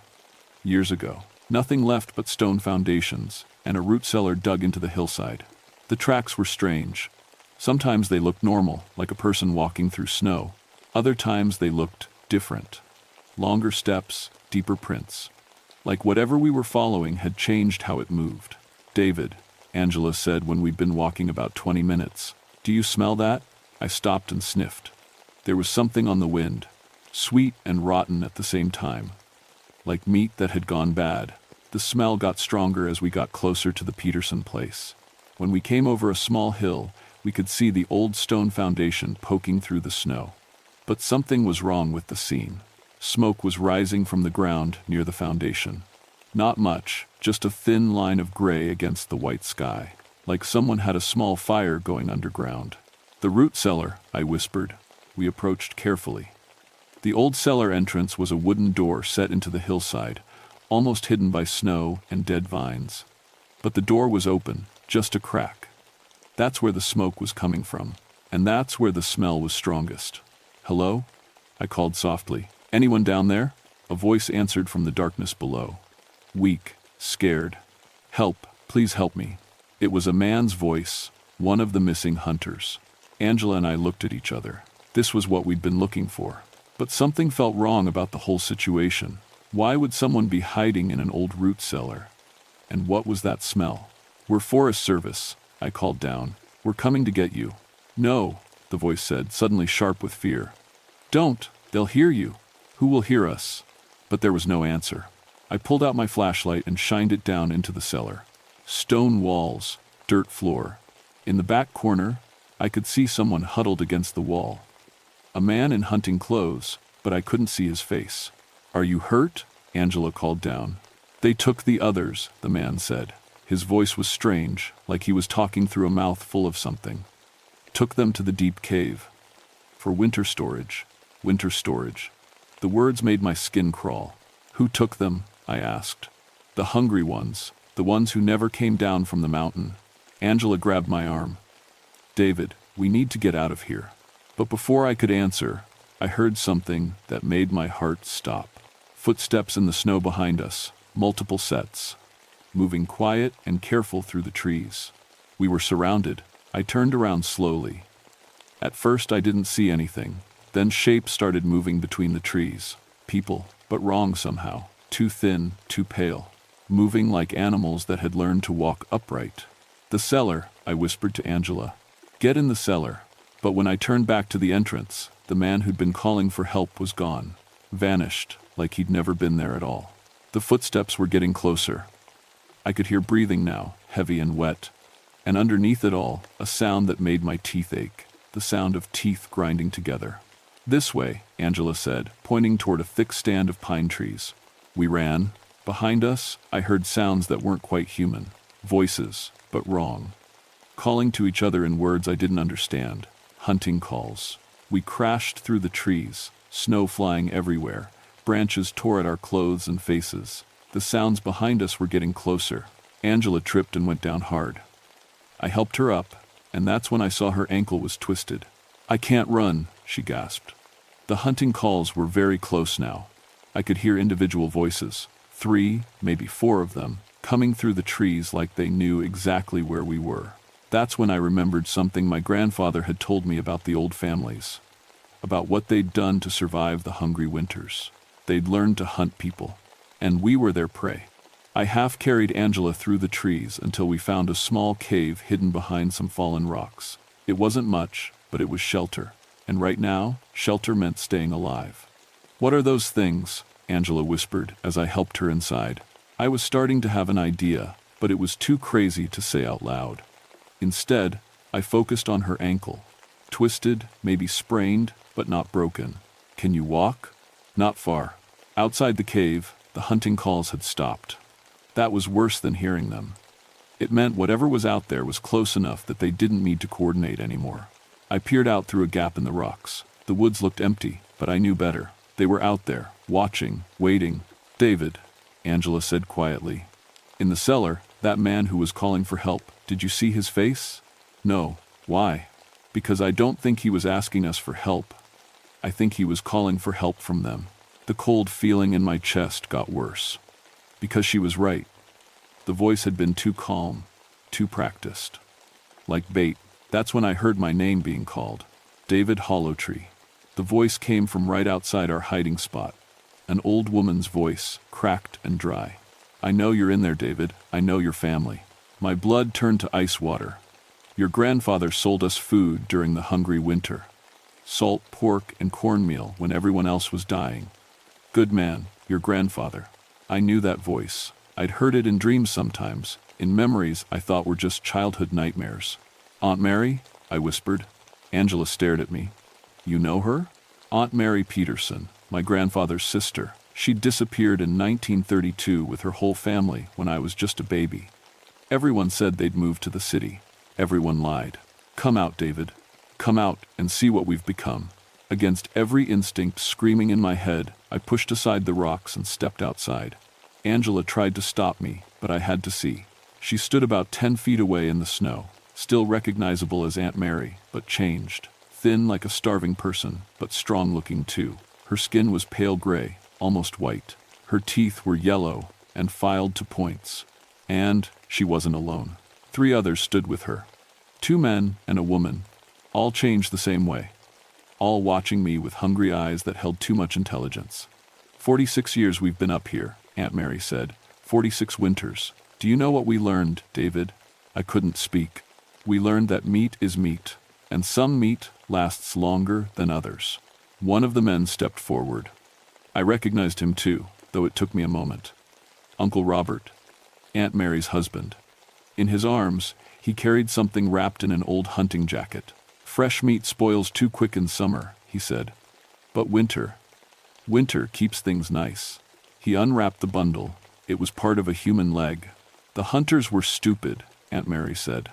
"Walked right into our hollow-like presence. We took 3 of them already, stored them proper in the deep cave." "Where's the 4th one?" I managed to ask. She smiled, showing those pointed teeth. "He's helping us hunt." Amazing what people will do when you promise not to eat them right away. That explained the voice in the cellar. The 4th hunter, calling for help to lure us in. "Now, David," Aunt Mary said, stepping closer. "You got 2 choices. You can join the family business, like your grandfather did. Help us hunt, help us store meat for winter. And the other choice? You become the meat." Behind me, I heard Angela trying to move quietly back into the cave. But Uncle Robert heard her too.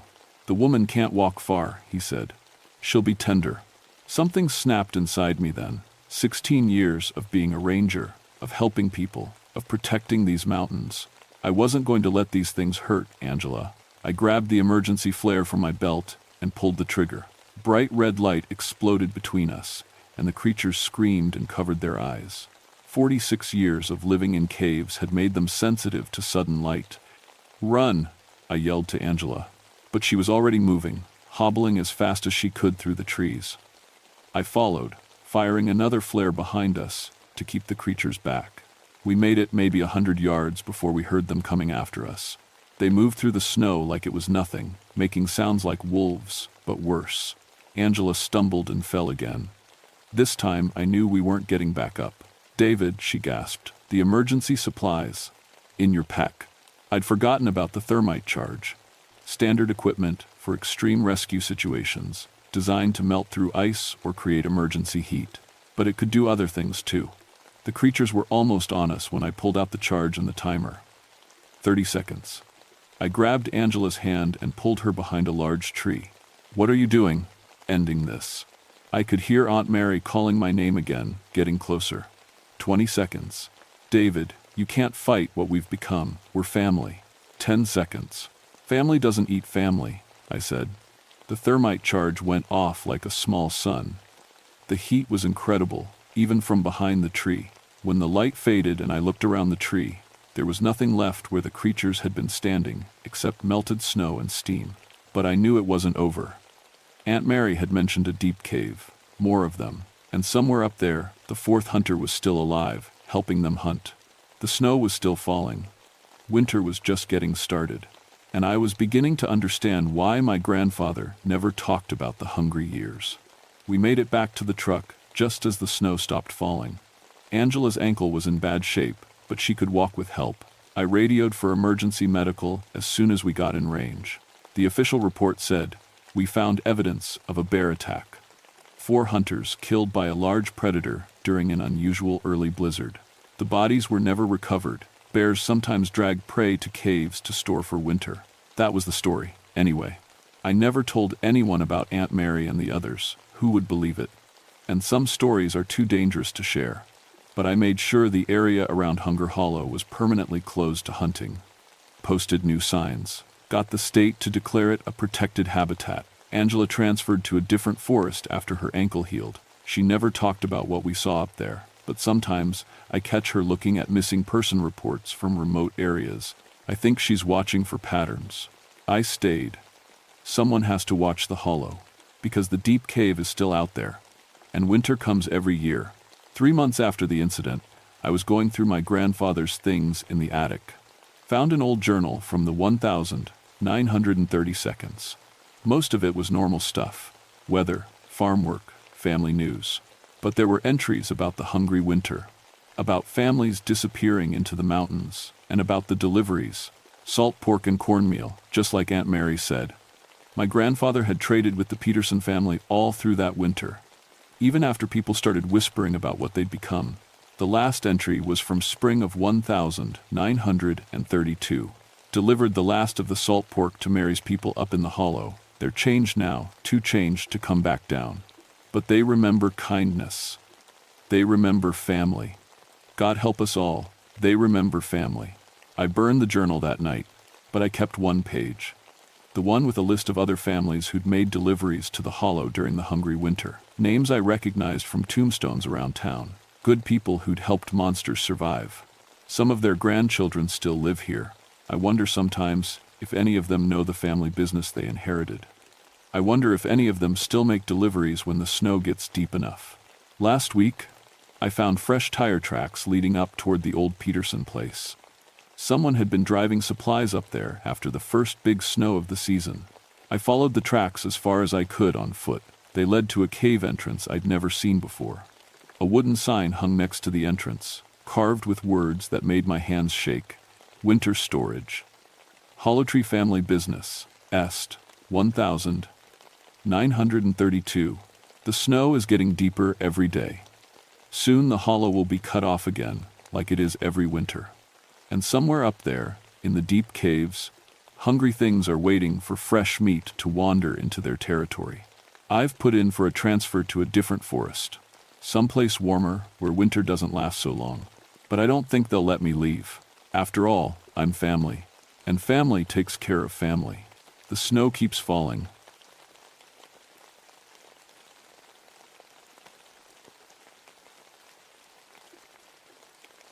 My name is William Shadowbrook, and I've been a park ranger for 19 years. People always ask about the weird stuff you see out in the wilderness, and most of the time I just smile and change the subject. But what happened in October of 1983 changed everything I thought I knew about the world. I work in the Great Smoky Mountains National Park, specifically around the Cataract Falls region in Tennessee. It's beautiful country, but it's also old, really old. The Cherokee called this place home for thousands of years before anyone else showed up, and some of their sacred sites are still scattered throughout my patrol area. Before I became a ranger, I studied anthropology in college. I thought I was pretty smart about Native American culture and folklore. I'd read all the books, written papers about Cherokee traditions, even helped document some of their sacred sites for the Park Service. Looking back, I realize I didn't understand anything at all. The call came in on a Tuesday morning in late October. Dispatch told me someone had reported suspicious activity near the old waterfall site up on Bear Creek Trail. That trail isn't marked on any tourist maps. It's one of those places only locals know about, and most of them stay away. What kind of suspicious activity? I asked, grabbing my radio and gear. Group of people doing some kind of ceremony, the dispatcher said. Caller said they were dressed up like Indians, dancing around the falls. My stomach dropped. The waterfall at the end of Bear Creek Trail sits in the middle of what used to be a Cherokee sacred site. The tribal council had asked us to keep people away from there, especially white folks trying to play Indian with ceremonies they didn't understand. I drove my truck as far as the old logging road would take me, then hiked the rest of the way. The trail winds through thick forest for about 2 miles before you hear the sound of falling water. As I got closer, I could smell something strange in the air, like burning sage mixed with something else I couldn't place. The waterfall is beautiful, I'll give it that.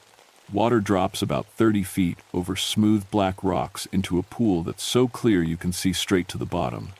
Ancient trees grow right up to the edge, their roots twisted around boulders that have been there since before humans walked the earth. But what I saw when I reached the clearing made my blood run cold.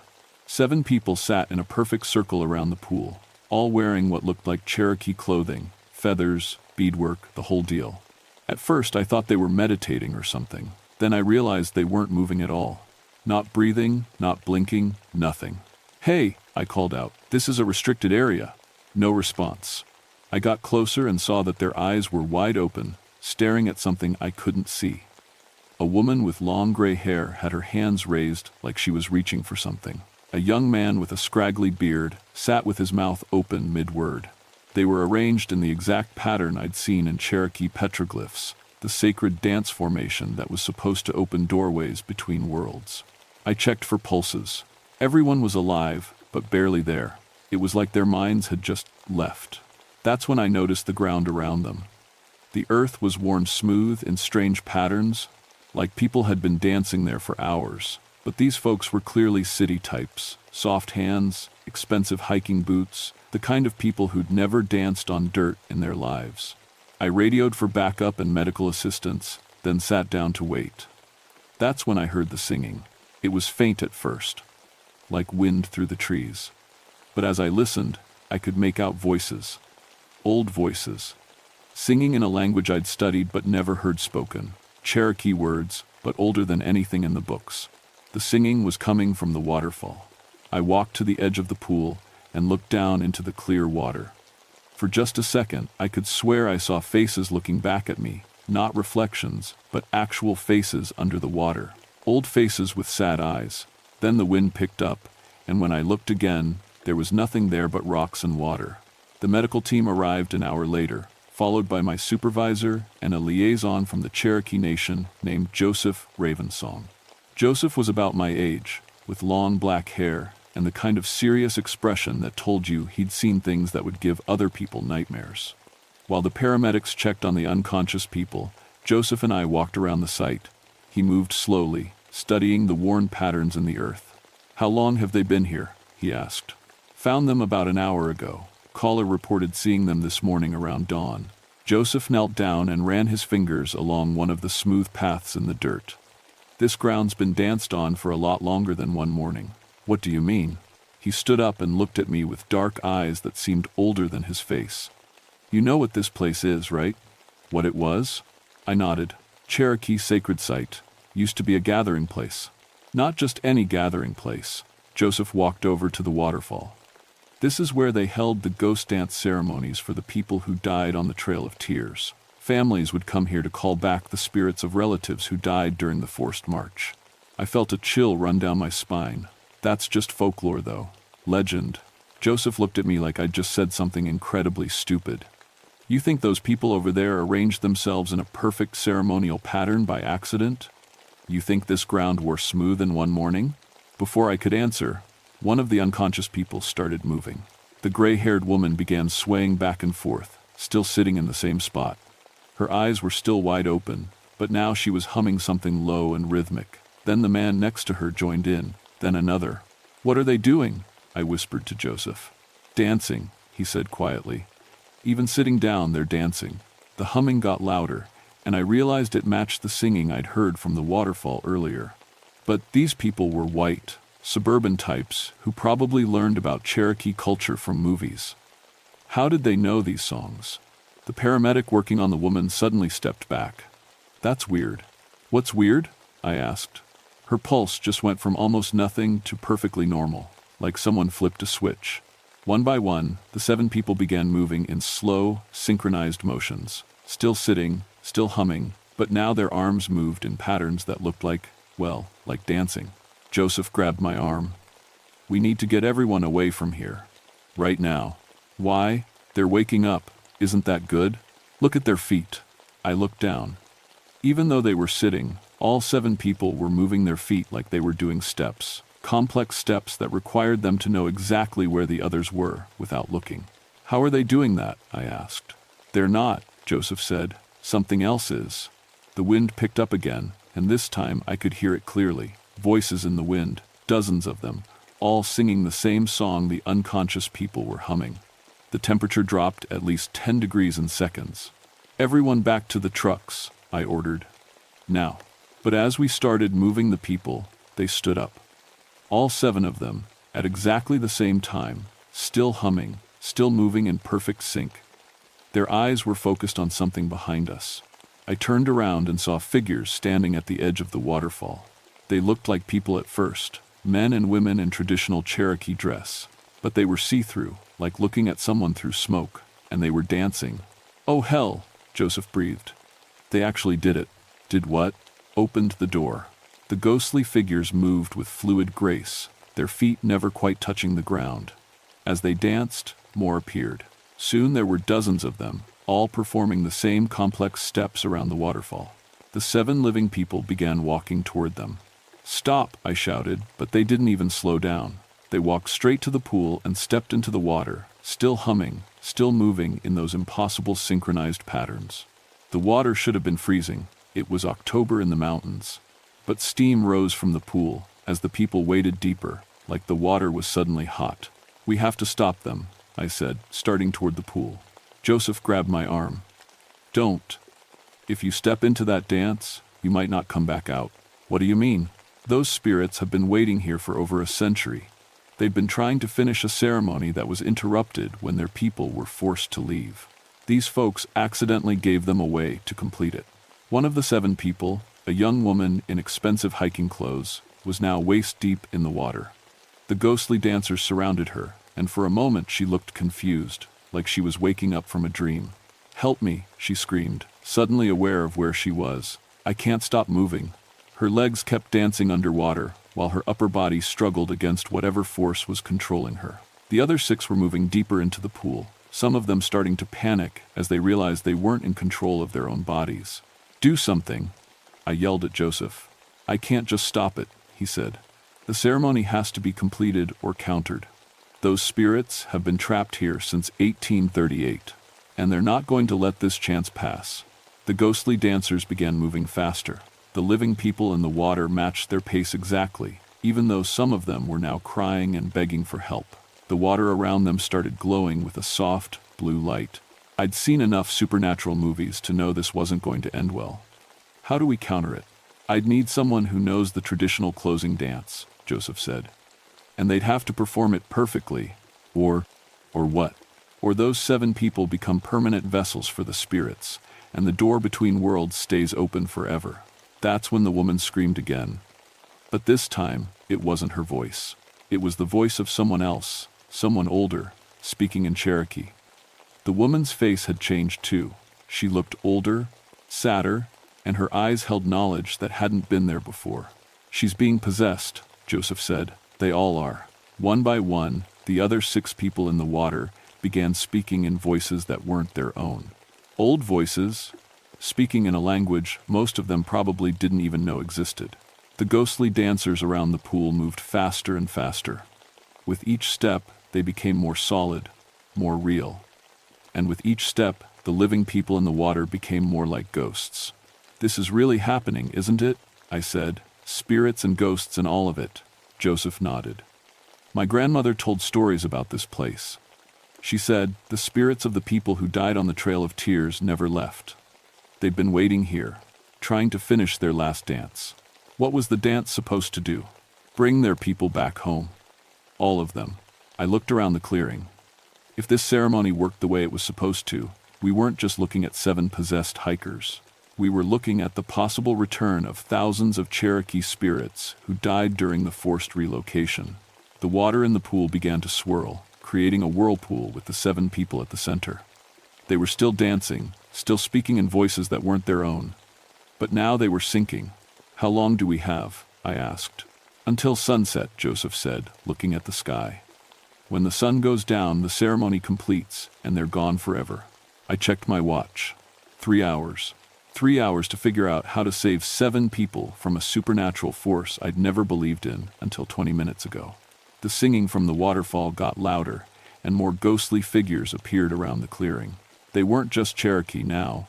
I could see faces from different time periods, all connected to this place somehow. "Joseph," I said quietly, "exactly how many spirits are we dealing with here?" He looked around at the growing crowd of transparent figures, all moving to the same ancient rhythm. "All of them," he said. The sun was starting to sink toward the mountains when more people arrived. I'd called for backup, but what I got was a whole team of federal agents, park supervisors, and someone from the Smithsonian who kept taking pictures of everything. "Clear the area," the lead agent ordered.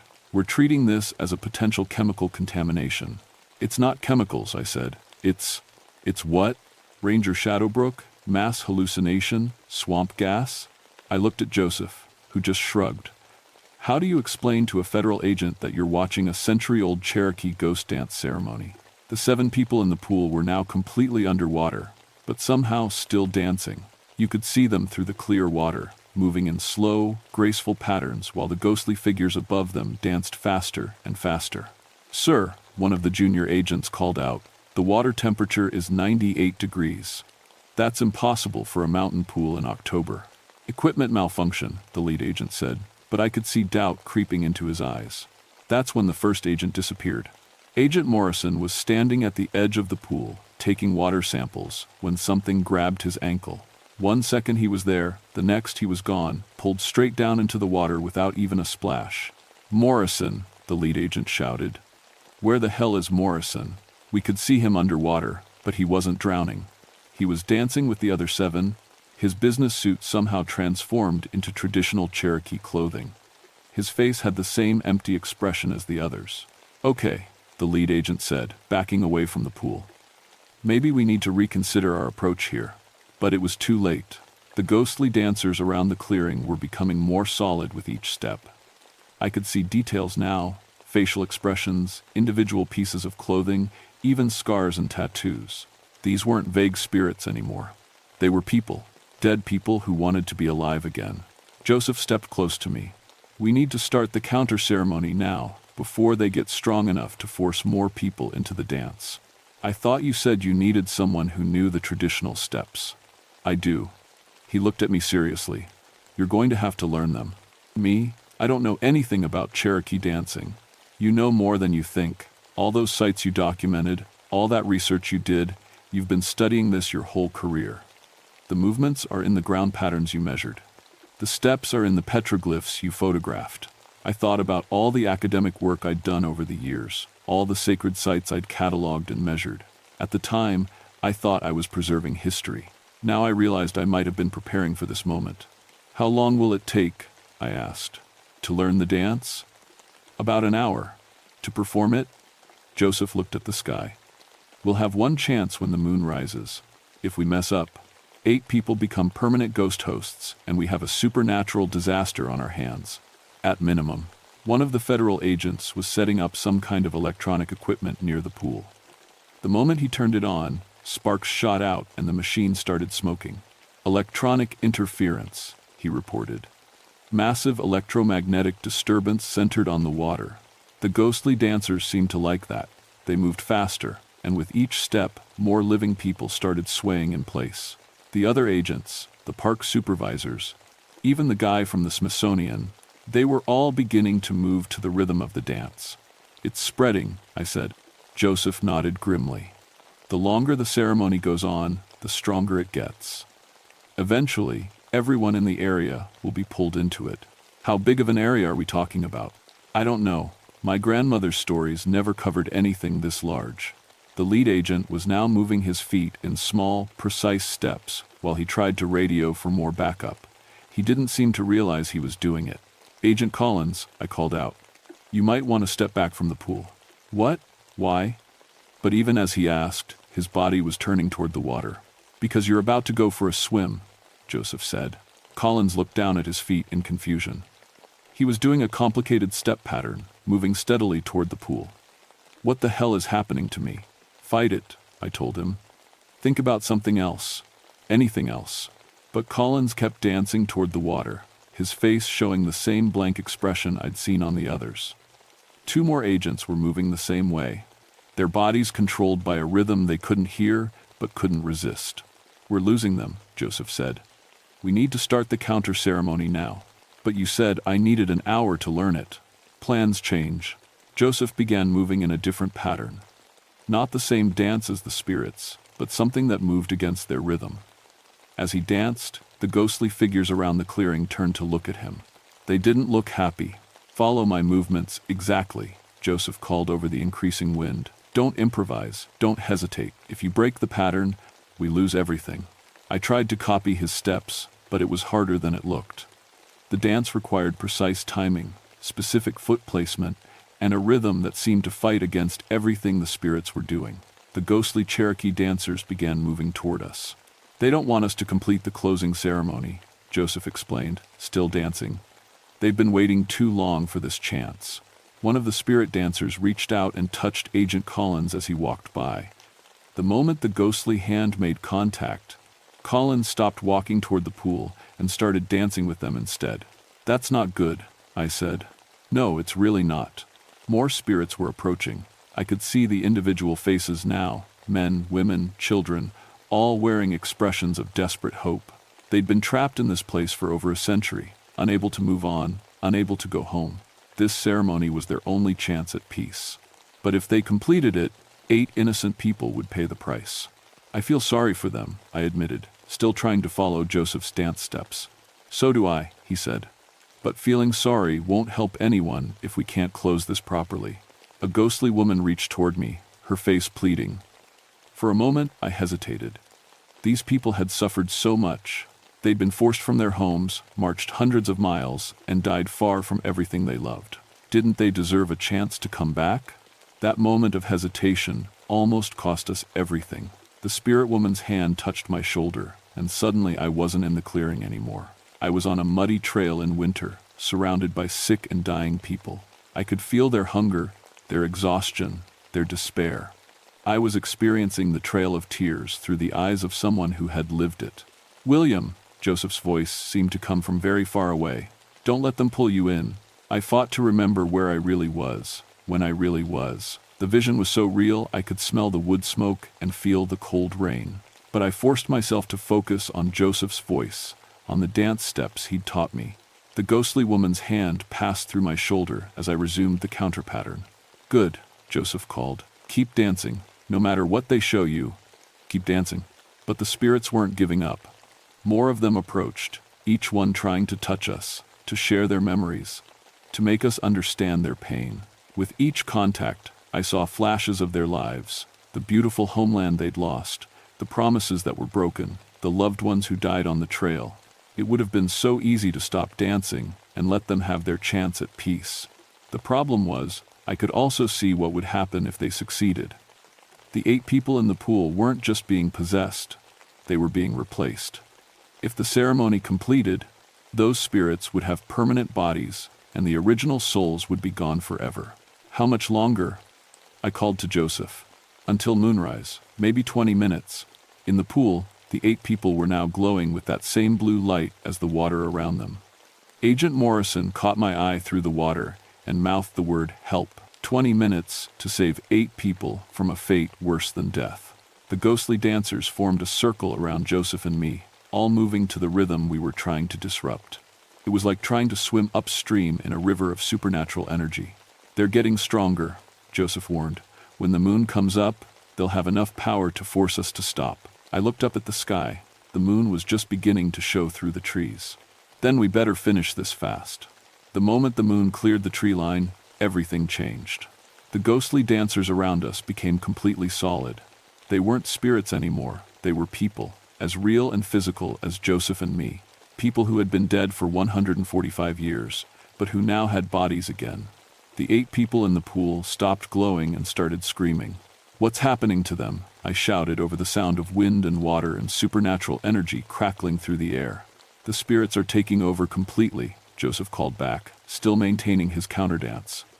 We're out of time. The Cherokee dancers around us weren't moving to hurt us, they were just dancing, lost in a ceremony they'd been trying to complete for more than a century. But their dance was killing 8 innocent people. There has to be another way, I said. There is.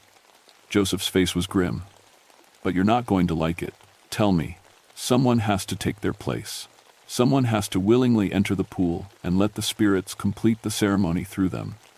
If a person offers themselves freely, the spirits will release the others. I stared at him. That's suicide. Probably. What do you mean, probably? My grandmother said that sometimes, if the person offering themselves truly understood the spirit's pain, truly accepted responsibility for what happened to them, the spirits might find peace without needing a permanent host. Might? It's never been tested. In the pool, Agent Morrison was floating face down, but somehow still breathing. The others were arranged in a perfect circle underwater, all moving in synchronized patterns that looked like underwater ballet. How long do they have? I asked. Minutes. When the ceremony completes, their souls will be displaced forever. I looked around at the Cherokee dancers. Now that they were solid, I could see them clearly. Men, women, children, elders, whole families who had died together on the Trail of Tears. They weren't evil. They were just people who had suffered an unimaginable injustice and couldn't let go. And I had helped document the destruction of their sacred sites. I had contributed to the academic exploitation of their culture. In a way, I was part of the long line of people who had taken from them without permission. This is my fault, I said. What? All those years of research, cataloging their sacred sites, publishing papers about their culture, I never asked permission. I never thought about how they might feel about outsiders studying them like specimens. Joseph stopped dancing for a moment. What are you saying? I'm saying maybe it should be me in that pool. William, no, there has to be another way. But I was already walking toward the water. The Cherokee dancers parted to let me pass, their eyes following me with something that might have been hope. The water was warm when I stepped in, blood temperature, like stepping into a bath. The 8 people floating around me looked up with eyes that weren't entirely their own. I'm sorry, I said to the spirits, to the water, to the mountain itself. I'm sorry for what was done to your people. I'm sorry for my part in it. If you need someone to complete your ceremony, take me instead. Let them go. The dancing around the pool stopped. Every Cherokee spirit turned to look at me. In the sudden silence, I could hear the water lapping against the rocks, my own heartbeat, and something else, voices whispering in a language I didn't understand. One of the spirits, an elderly woman with kind eyes, walked into the pool toward me. As she approached, I felt her memories flooding into my mind, not the traumatic ones this time, but the good ones. Her childhood in these mountains, the way the forest looked before the roads and tourist trails, the ceremonies that brought her people together in celebration and healing. She reached out and touched my forehead. Suddenly, I could understand the Cherokee language. I could feel the rhythm of their dances in my bones, the meaning behind every step and gesture. I knew how to complete the ceremony, but I also knew that completing it would mean staying here forever, becoming a guardian spirit for this place, watching over the sacred sites that had been entrusted to my care in life. Is that what you want? I asked her. She nodded, but then gestured to the 8 people floating around us. Asterisk, not them. Asterisk, her touch seemed to say. Asterisk, they don't belong here. But you understand. Asterisk. I looked up at Joseph, who was standing at the edge of the pool with tears in his eyes. Do it, he called. Save them. I took a deep breath and began to dance. The steps came naturally now, as if I'd known them my whole life. As I moved, the 8 people around me began to rise toward the surface. Their eyes cleared, their breathing returned to normal. One by one, they swam to the edge of the pool and climbed out, gasping and shaking but alive. The Cherokee spirits around the clearing began to glow with soft, golden light. Thank you, the elderly woman whispered, her voice clear in my mind. We can rest now. Will I see my family again? I asked. If I stay? She smiled. This isn't an ending. It's a different kind of service. As the last of the rescued people climbed out of the pool, the Cherokee spirits began to fade. But they weren't disappearing. They were moving on, finally able to leave this place and find peace. The elderly woman was the last to go. You don't have to stay, she said. Your willingness to sacrifice yourself broke the cycle. We can leave knowing someone understands our pain and will protect this place properly. But I want to stay, I realized. This is where I belong. She smiled again. Then you'll make a good guardian. The golden light surrounding her began to include me as well. When I opened my eyes, I was lying on the rocky shore of the pool. Joseph was kneeling beside me, checking my pulse. How long was I out? I asked. About an hour. The spirits are gone. Everyone's safe. I sat up slowly and looked around. The clearing looked completely normal, just a waterfall, a pool, and trees. No ghostly dancers, no supernatural energy, no sign that anything unusual had ever happened here. Did they make it? The spirits? Joseph nodded. I could feel them leaving. They found peace. The 8 people who had been trapped in the ceremony were sitting nearby, wrapped in blankets and being checked by paramedics. Agent Morrison caught my eye and nodded gratefully. They all remembered what had happened, but they were alive and free. So why am I not a guardian spirit? I asked. Because you made the choice freely, Joseph explained. The spirits weren't looking for slaves or victims. They just needed someone to acknowledge their suffering and show respect for their sacred places. Your willingness to sacrifice yourself was enough. I stood up and walked to the edge of the pool. The water was clear and normal temperature again, just a regular mountain pool fed by a waterfall. But I could feel something different about it, a sense of peace that hadn't been there before. What happens now? I asked. Now you go back to being a park ranger, Joseph said, but with a better understanding of what you're protecting. Over the next few weeks, I filed reports that mentioned equipment malfunctions and possible gas leaks from underground sources. Nobody questioned the official story. The 8 people who had been in the pool were all examined by doctors and declared perfectly healthy, with no memory of how they'd ended up underwater. But things were different for me. I started working more closely with the tribal council, getting proper permission before documenting sacred sites. I learned to speak Cherokee, not from books this time, but from Joseph and other tribal members who became my teachers. I began to understand the difference between studying a culture and respecting it. Most importantly, I knew my real job now wasn't just protecting the park's natural resources. I was protecting places where the physical and spiritual worlds touched, where the past and present met, where healing was possible if you approached with the right intentions. 6 months after the incident, I was walking the trail near Cataract Falls when I heard singing again. Not the desperate, hungry voices I'd heard before, but something peaceful and grateful. I looked toward the waterfall and saw a brief shimmer in the mist. Not spirits trapped between worlds, but ancestors, checking on their sacred places and finding them properly cared for.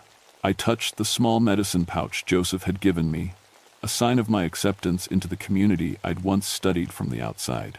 "You're welcome," I whispered to the mist. The singing faded, but the peace remained.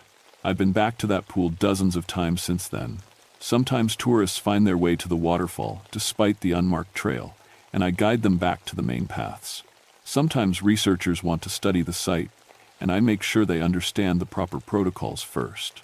And sometimes, late at night when the moon is full, I sit by the water and remember the elderly spirit woman's words about different kinds of service. I'm still a park ranger, but now I know that some of the things I'm protecting can't be measured or cataloged or explained in official reports. Some things can only be honored.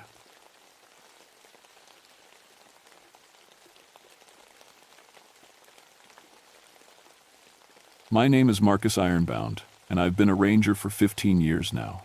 People think that's a funny last name for someone who works in the woods, but it makes perfect sense when you know my story. My daddy worked the steel mills before I was born, and that iron got into our family's blood. When he died in a mill accident, machinery that couldn't possibly malfunction, according to the safety reports, I swore I'd spend my life keeping people safe from industrial dangers. Now I work the Cherokee National Forest in Tennessee, specializing in hazardous materials and industrial site safety. Most folks don't realize how much old industry is scattered through these mountains. Abandoned mines, forgotten foundries, rusted equipment left to rot when the companies moved on. My job is making sure hikers and campers don't stumble into something that could hurt them. I thought I knew every danger these mountains could throw at me. Chemical leaks, unstable structures, toxic soil, I'd seen it all. What I hadn't counted on was machinery that could think for itself. It was October 1981 when everything changed. The acid rain had been particularly bad that season, eating away at the old ironworks faster than usual. I was assigned to check on the abandoned Cherokee Ironworks up on Iron Mountain, a massive complex that had been shut down since the 1922. The state wanted an environmental impact survey done before they decided whether to clean up the site or just seal it off permanently. The survey team had been up there for 3 days when they stopped checking in. Dr. Sarah Chen, the team leader, was supposed to radio in every 12 hours. When we lost contact for more than 24 hours, my supervisor sent me up to investigate. I'd been to the ironworks before, but never alone. The place had always given me the creeps. All that rusted machinery, standing silent like metal tombstones. Local families had been telling stories about the place for generations. They called them iron spirits, and said the mountain itself had been poisoned by all the mining and smelting that went on there for decades. My grandmother used to say, the workers who died in those industrial accidents never really left. Their souls got mixed up with the molten iron somehow, trapped in the very metal they'd worked with their whole lives. I always figured it was just mountain folklore, the kind of stories people tell to keep their kids away from dangerous places. The drive up took 2 hours on winding forest roads. As I got higher up the mountain, I started noticing things that didn't seem right. The trees closest to the ironworks looked sick, not just from acid rain, but like something was draining the life right out of them. Their leaves had turned a rusty brown color, even though it was still early fall. When I finally reached the main gate of the ironworks, I found Dr. Chen's team van parked outside, but no sign of the team. The gate was standing wide open, which was strange because I'd helped install new locks on it just last month. The chain had been cut clean through, but the metal looked like it had been heated to white-hot temperatures and then cooled quickly. No bolt cutters could have made a cut that smooth. I radioed back to headquarters and told them I was going in to look for the survey team. My supervisor reminded me to follow standard hazmat protocols: full protective gear, air monitoring equipment, emergency beacon. I suited up and checked my instruments. Everything was reading normal.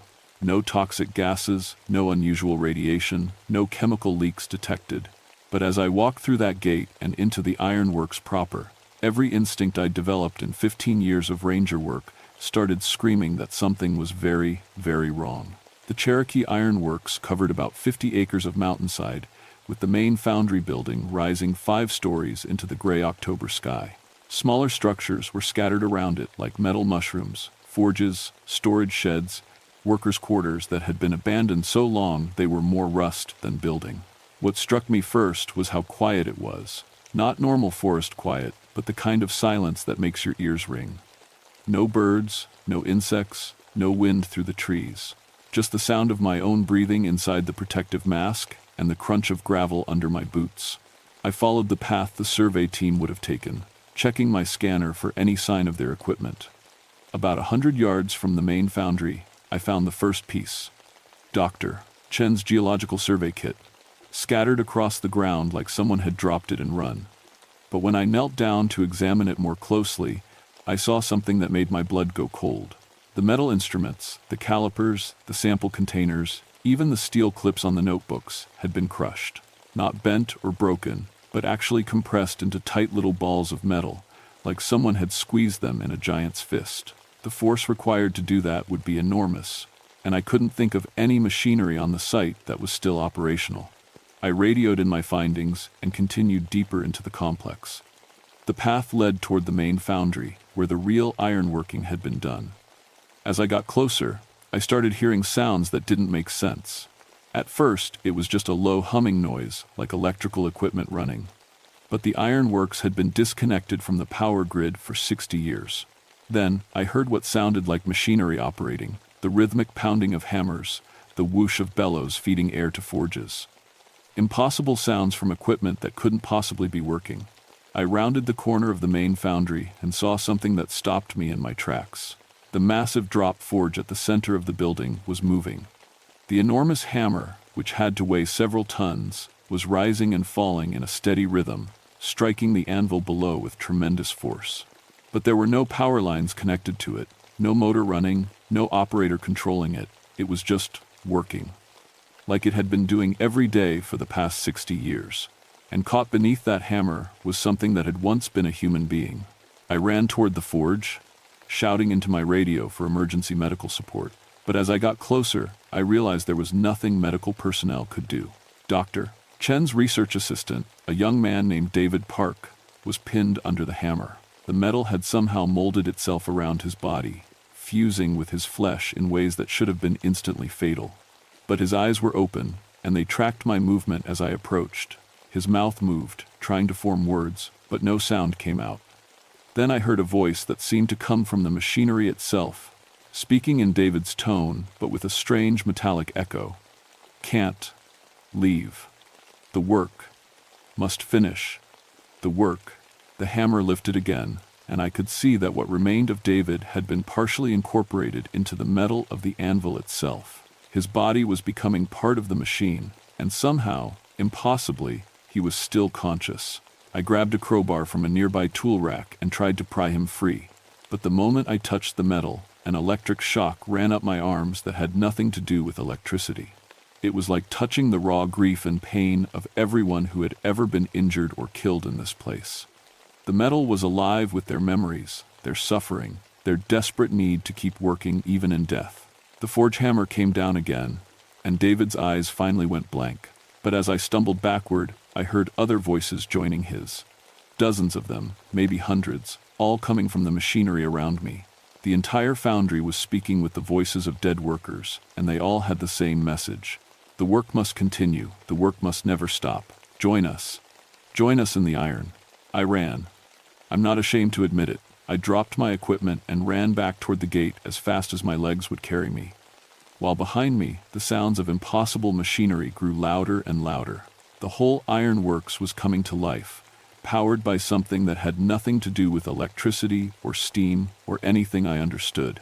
But as I reached my truck and grabbed the radio to call for backup, I realized I had a bigger problem than just one dead survey team member. Because scattered around the entrance to the ironworks were 4 more sets of crushed survey equipment, and I could hear 4 more voices calling from different parts of the complex. Dr. Chen's entire team was still in there, and they were all still alive. I should have waited for backup. That's what the manual says, what 15 years of training had drilled into me. But I could hear those voices calling from the ironworks, and I knew that whatever was happening to Dr. Chen's team was going to get worse if I didn't act fast. I called in my location and requested immediate assistance, then grabbed my emergency kit and headed back through the gate. This time I was ready for what I might find, or at least I thought I was. The sounds of machinery had grown louder and more complex. It wasn't just the drop forge anymore. I could hear conveyor belts running, steam hammers pounding, the roar of furnaces that should have been cold for decades. The whole foundry complex was operating at full capacity. But there were no workers, no raw materials, no purpose for the production except the production itself. I followed the sound of Dr. Chen's voice toward the rolling mill, a long building where iron ingots would have been shaped into sheets and bars. As I got closer, I could make out what she was saying. Technical specifications, measurements, quality control reports. She was reciting the kind of information a supervisor would need to keep a mill running efficiently. I found her in the main rolling room, standing at a control panel that hadn't been functional since the Coolidge administration. Her hands moved over switches and levers that weren't connected to anything, but somehow the massive rolling machinery responded to her commands. Steel rollers the size of telephone poles turned in perfect synchronization, processing invisible raw materials into invisible finished products. But Dr. Chen herself was no longer entirely human. Her skin had taken on a metallic sheen, and when she turned to look at me, I could see that her eyes had changed color to the deep orange of heated iron. She spoke in her own voice, but with that same metallic undertone I'd heard from David. "Marcus," she said, "we've been waiting for you. The work requires proper supervision. Safety protocols must be maintained." She gestured toward the rolling mill, and I saw what she meant. The other 3 members of her team were positioned at different stations throughout the machinery. They were operating equipment with their bare hands, their bodies partially merged with the metal controls. One man's arm had become part of a gear assembly, turning with mechanical precision. A woman's torso had fused with a steam gauge, her chest rising and falling in rhythm with the pressure readings. They were all conscious, all aware, all continuing their professional duties, even as they became part of the machinery itself, and they seemed content. That was the most horrifying part. They'd found their purpose, their place in the great work of the Iron Mountain, and they were happy to serve. "You understand industrial safety, Doctor," Chen continued, her voice taking on an increasingly mechanical tone. "You know how important it is to prevent accidents. Help us make this place safe again. Help us finish the work." I backed away from her, but everywhere I turned, I found more impossibilities. Furnaces were burning without fuel, their flames fed by something that had nothing to do with coal or oil. The conveyor systems were moving massive ingots of iron that materialized out of thin air, then disappeared again after they'd been processed. It was like watching the ghost of the ironworks' productive years, when this place had employed hundreds of workers and turned out tons of finished iron every day. But as I watched, I began to understand what was really happening.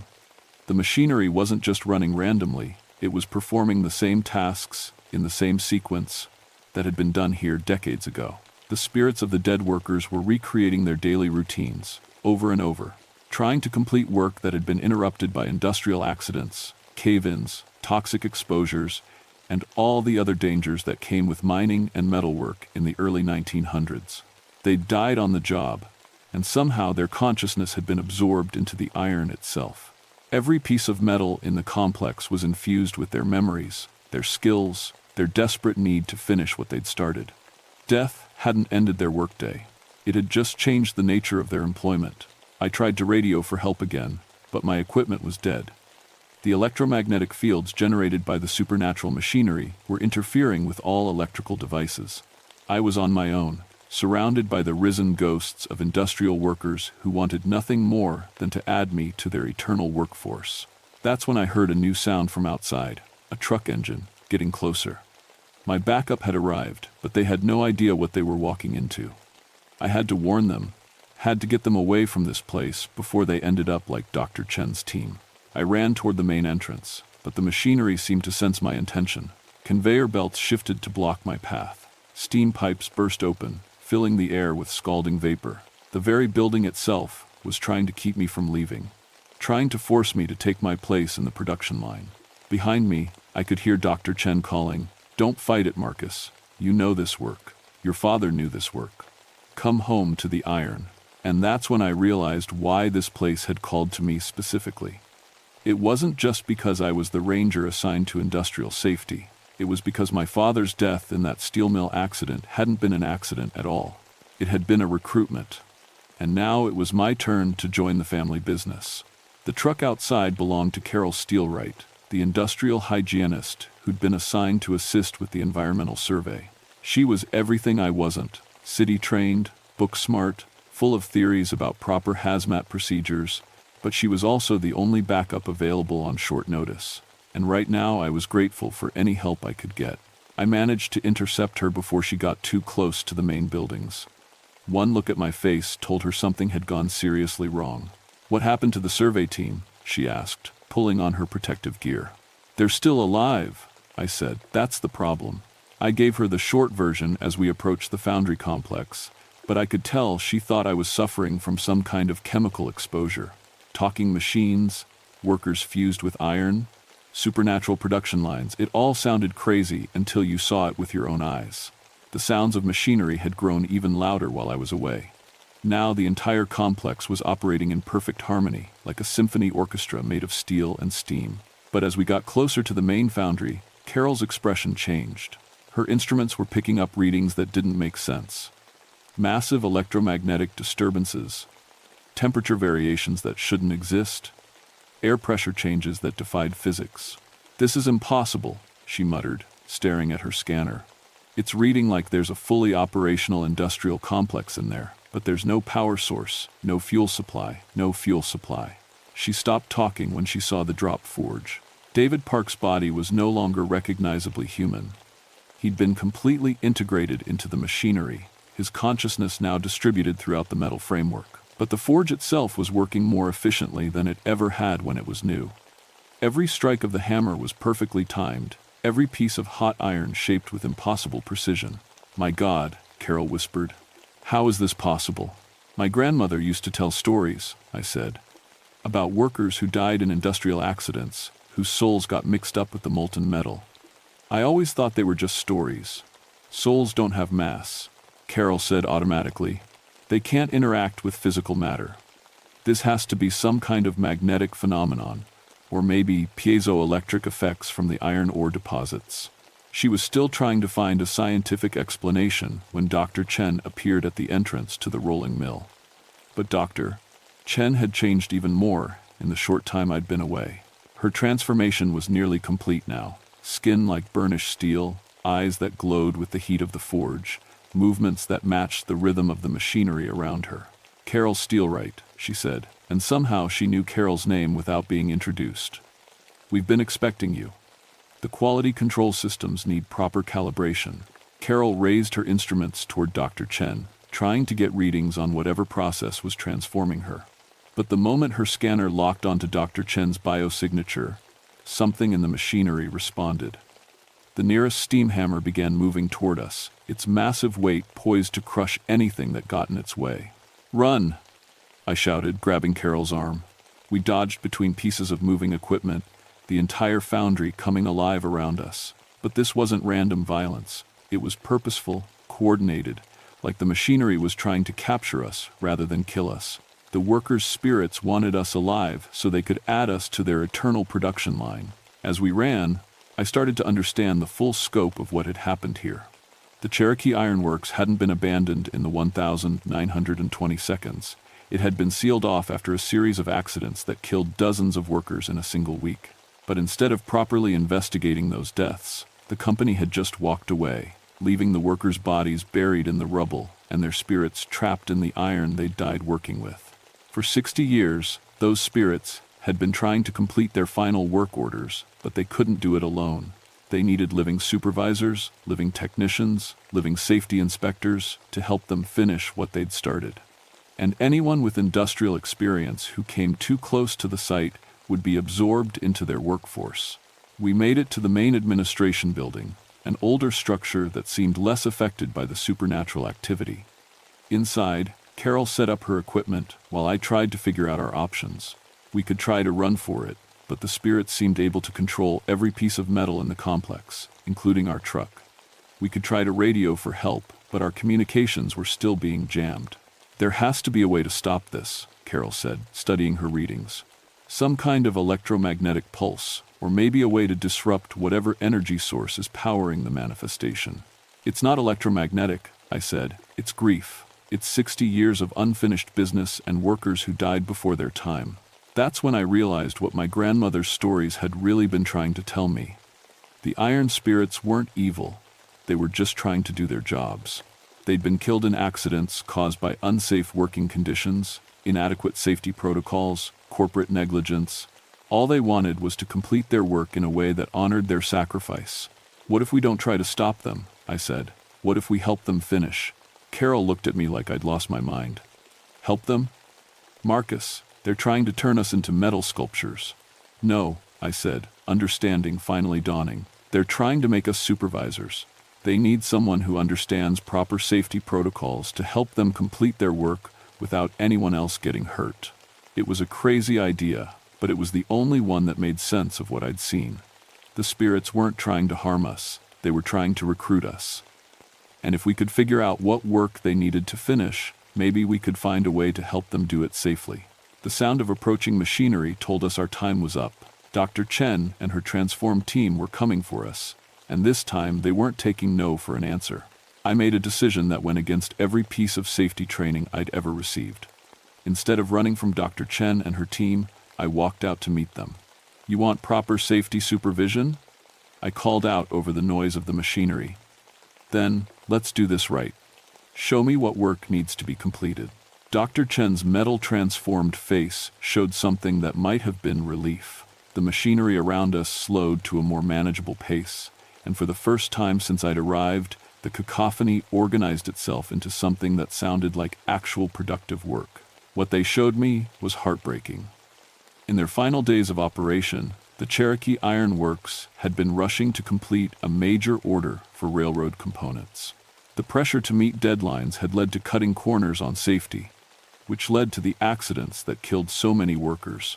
Their spirits had been trying for 60 years to complete that order the right way, with proper safety protocols, adequate rest periods, and respect for the human cost of industrial production. Working with Carol, we spent the next several hours helping coordinate the supernatural workforce.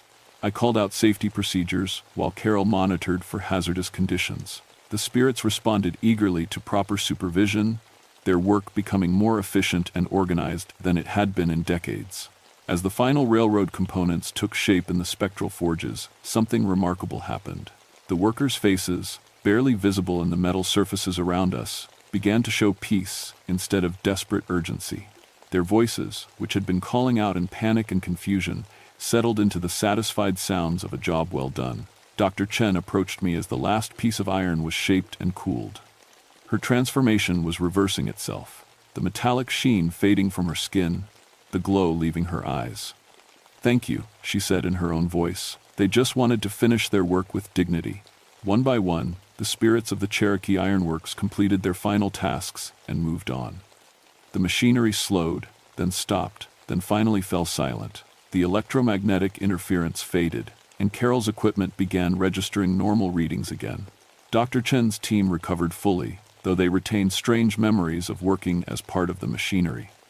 David Park needed medical attention for his injuries, but he was alive and whole.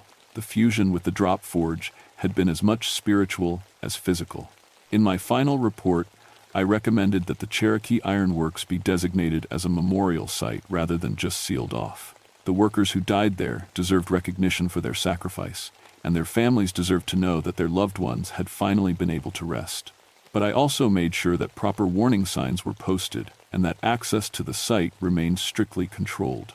Because there are other abandoned industrial sites throughout these mountains, and I've started hearing reports of machinery operating where no machinery should be able to run. Some kinds of work, it seems, transcend death itself. And sometimes the best way to honor the dead is to help them finish what they started. Safely this time, with proper supervision and respect for human life. My name is Marcus Ironbound, and I've learned that my father's death wasn't an ending, but a beginning. There are spirits trapped in iron and steel all across this country, workers who died before their time and can't rest until their work is done right. And I've made it my mission to help them find that rest, one job site at a time.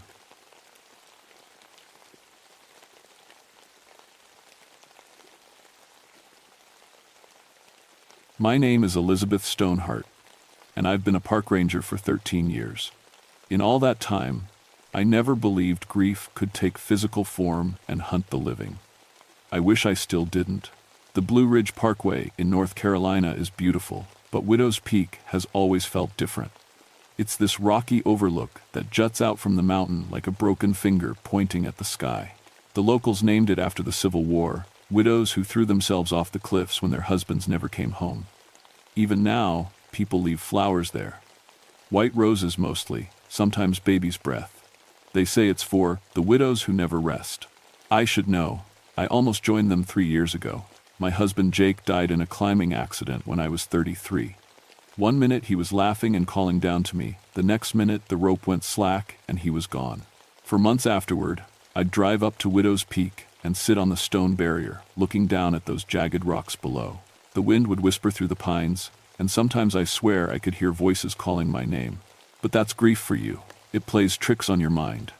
That's why I got into crisis intervention. After Jake died, I learned everything I could about suicide prevention and grief counseling.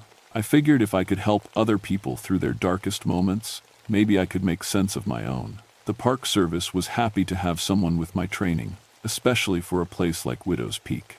The overlook sits at the end of a winding road that takes 20 minutes to climb. There's nowhere to go but up or down, and cell phone service cuts out about halfway. When someone drives up there with bad intentions, they want to be alone. That's when I get the call. Dr. Thomas Comfortwise is the park psychologist who usually works with me.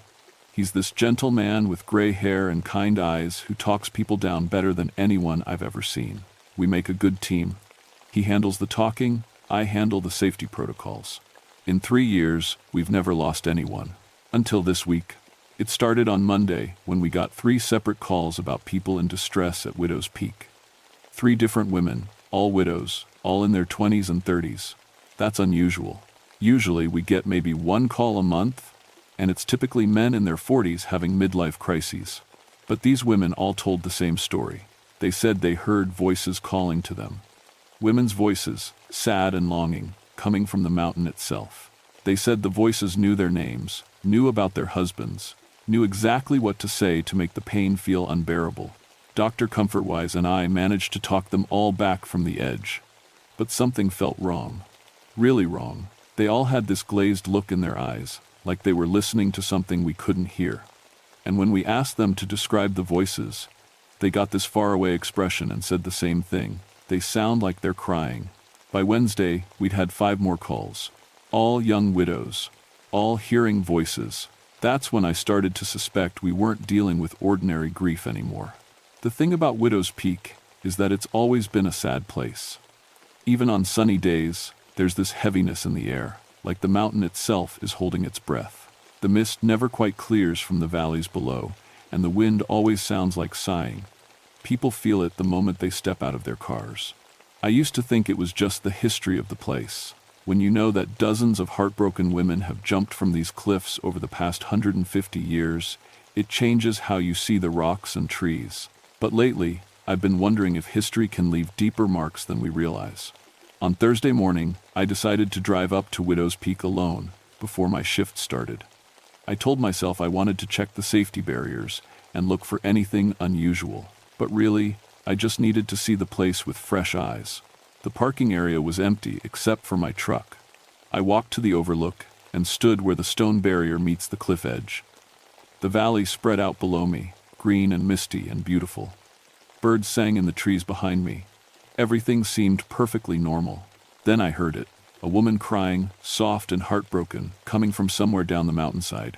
I leaned over the barrier and looked down the rocky slope, but I couldn't see anyone. The crying continued, rising and falling like wind through leaves. It was the saddest sound I'd ever heard, the kind of grief that comes from losing everything that ever mattered. "Hello?" I called out. "Are you hurt? Do you need help?" The crying stopped immediately, like someone had flipped a switch. I stood there for 10 minutes, listening, but the mountain had gone completely silent. Even the birds had stopped singing. That's when I knew we were dealing with something beyond normal grief counseling. I drove back down the mountain with my hands shaking on the steering wheel. 13 years as a ranger, and I'd never experienced anything I couldn't explain. I deal with facts, weather patterns, wildlife behavior, human psychology. But facts don't account for disembodied crying that stops when you try to help. I found Dr. Comfortwise in his office at the visitor center, reading through incident reports. His gray hair was messier than usual, and he had that tired look he gets when he's worried about something. "Elizabeth," he said when I knocked on his doorframe, "I was hoping you'd stop by. We need to talk about these recent calls." I sat down across from his desk. "I just came from Widow's Peak, Tom. I heard crying coming from the mountainside, but when I looked, there was nobody there." He set down his papers and studied my face. "You're sure it wasn't wind or animals?" "I've been hiking these mountains for 20 years. I know what wind sounds like." This was a woman crying. I leaned forward. The same kind of crying those widows described. Dr. Comfortwise opened a file folder and spread out several forms. "I've been analyzing the pattern of our recent calls. Look at this." The incident reports all had similar details.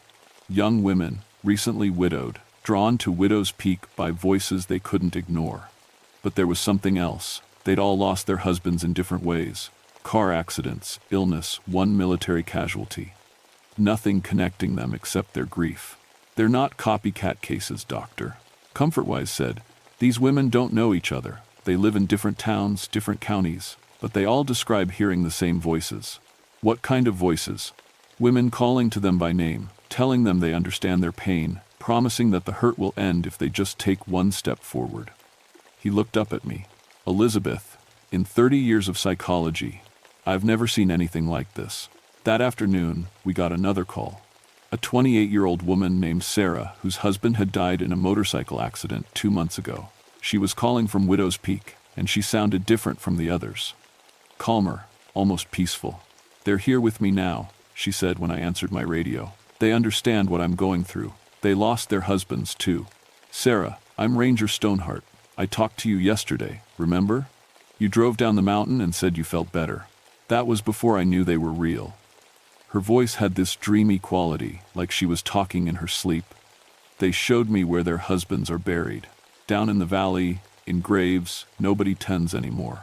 Dr. Comfortwise grabbed my arm. "Keep her talking. We're 20 minutes out." "Sarah, who's there with you? Can you describe them?" "There's Margaret, who lost her husband at Bull Run, and Catherine, who never got word about Gettysburg, and Emily, whose husband died of fever in a prison camp." She paused. "They've been waiting here for so long, Elizabeth, waiting for their men to come home. Sarah, those women died over 100 years ago." "I know, but grief doesn't die, does it? It just keeps growing, year after year, until it becomes something else entirely." I heard wind howling through the phone, but when I looked out the visitor center window, the trees weren't even moving. "Sarah, listen to me. Whatever you're seeing isn't real. You're experiencing a grief hallucination brought on by stress and trauma. Dr. Comfortwise and I are coming to help you." "Help me what? Keep living with this pain forever?" Her voice was getting fainter, like she was moving away from her phone. "They showed me the truth, Elizabeth. Some losses are too big to survive. Some grief is too deep to heal. That's not true. I know, because I've been where you are. I lost my husband 3 years ago, and I wanted to die too. But the pain does get smaller. It never goes away completely, but it gets manageable. You don't understand. They explained it to me. The widows who jumped didn't die. They joined something larger. A family of women who understand loss so complete, it changes the shape of your soul. The line went quiet except for that impossible wind. Sarah? Sarah, are you there? Dr. Comfortwise was already heading for the door, his medical bag in hand. We jumped in my truck and drove up the winding road faster than we should have, my radio crackling with static. When we reached the parking area, Sarah's car was there, driver's door hanging open, keys still in the ignition. Her purse sat on the passenger seat, cell phone on top, still connected to our call. We ran to the overlook and found her standing at the stone barrier, staring down into the mist-filled valley. She wasn't alone. There were women with her. Translucent figures in long dresses and black mourning veils, standing along the cliff edge like a receiving line.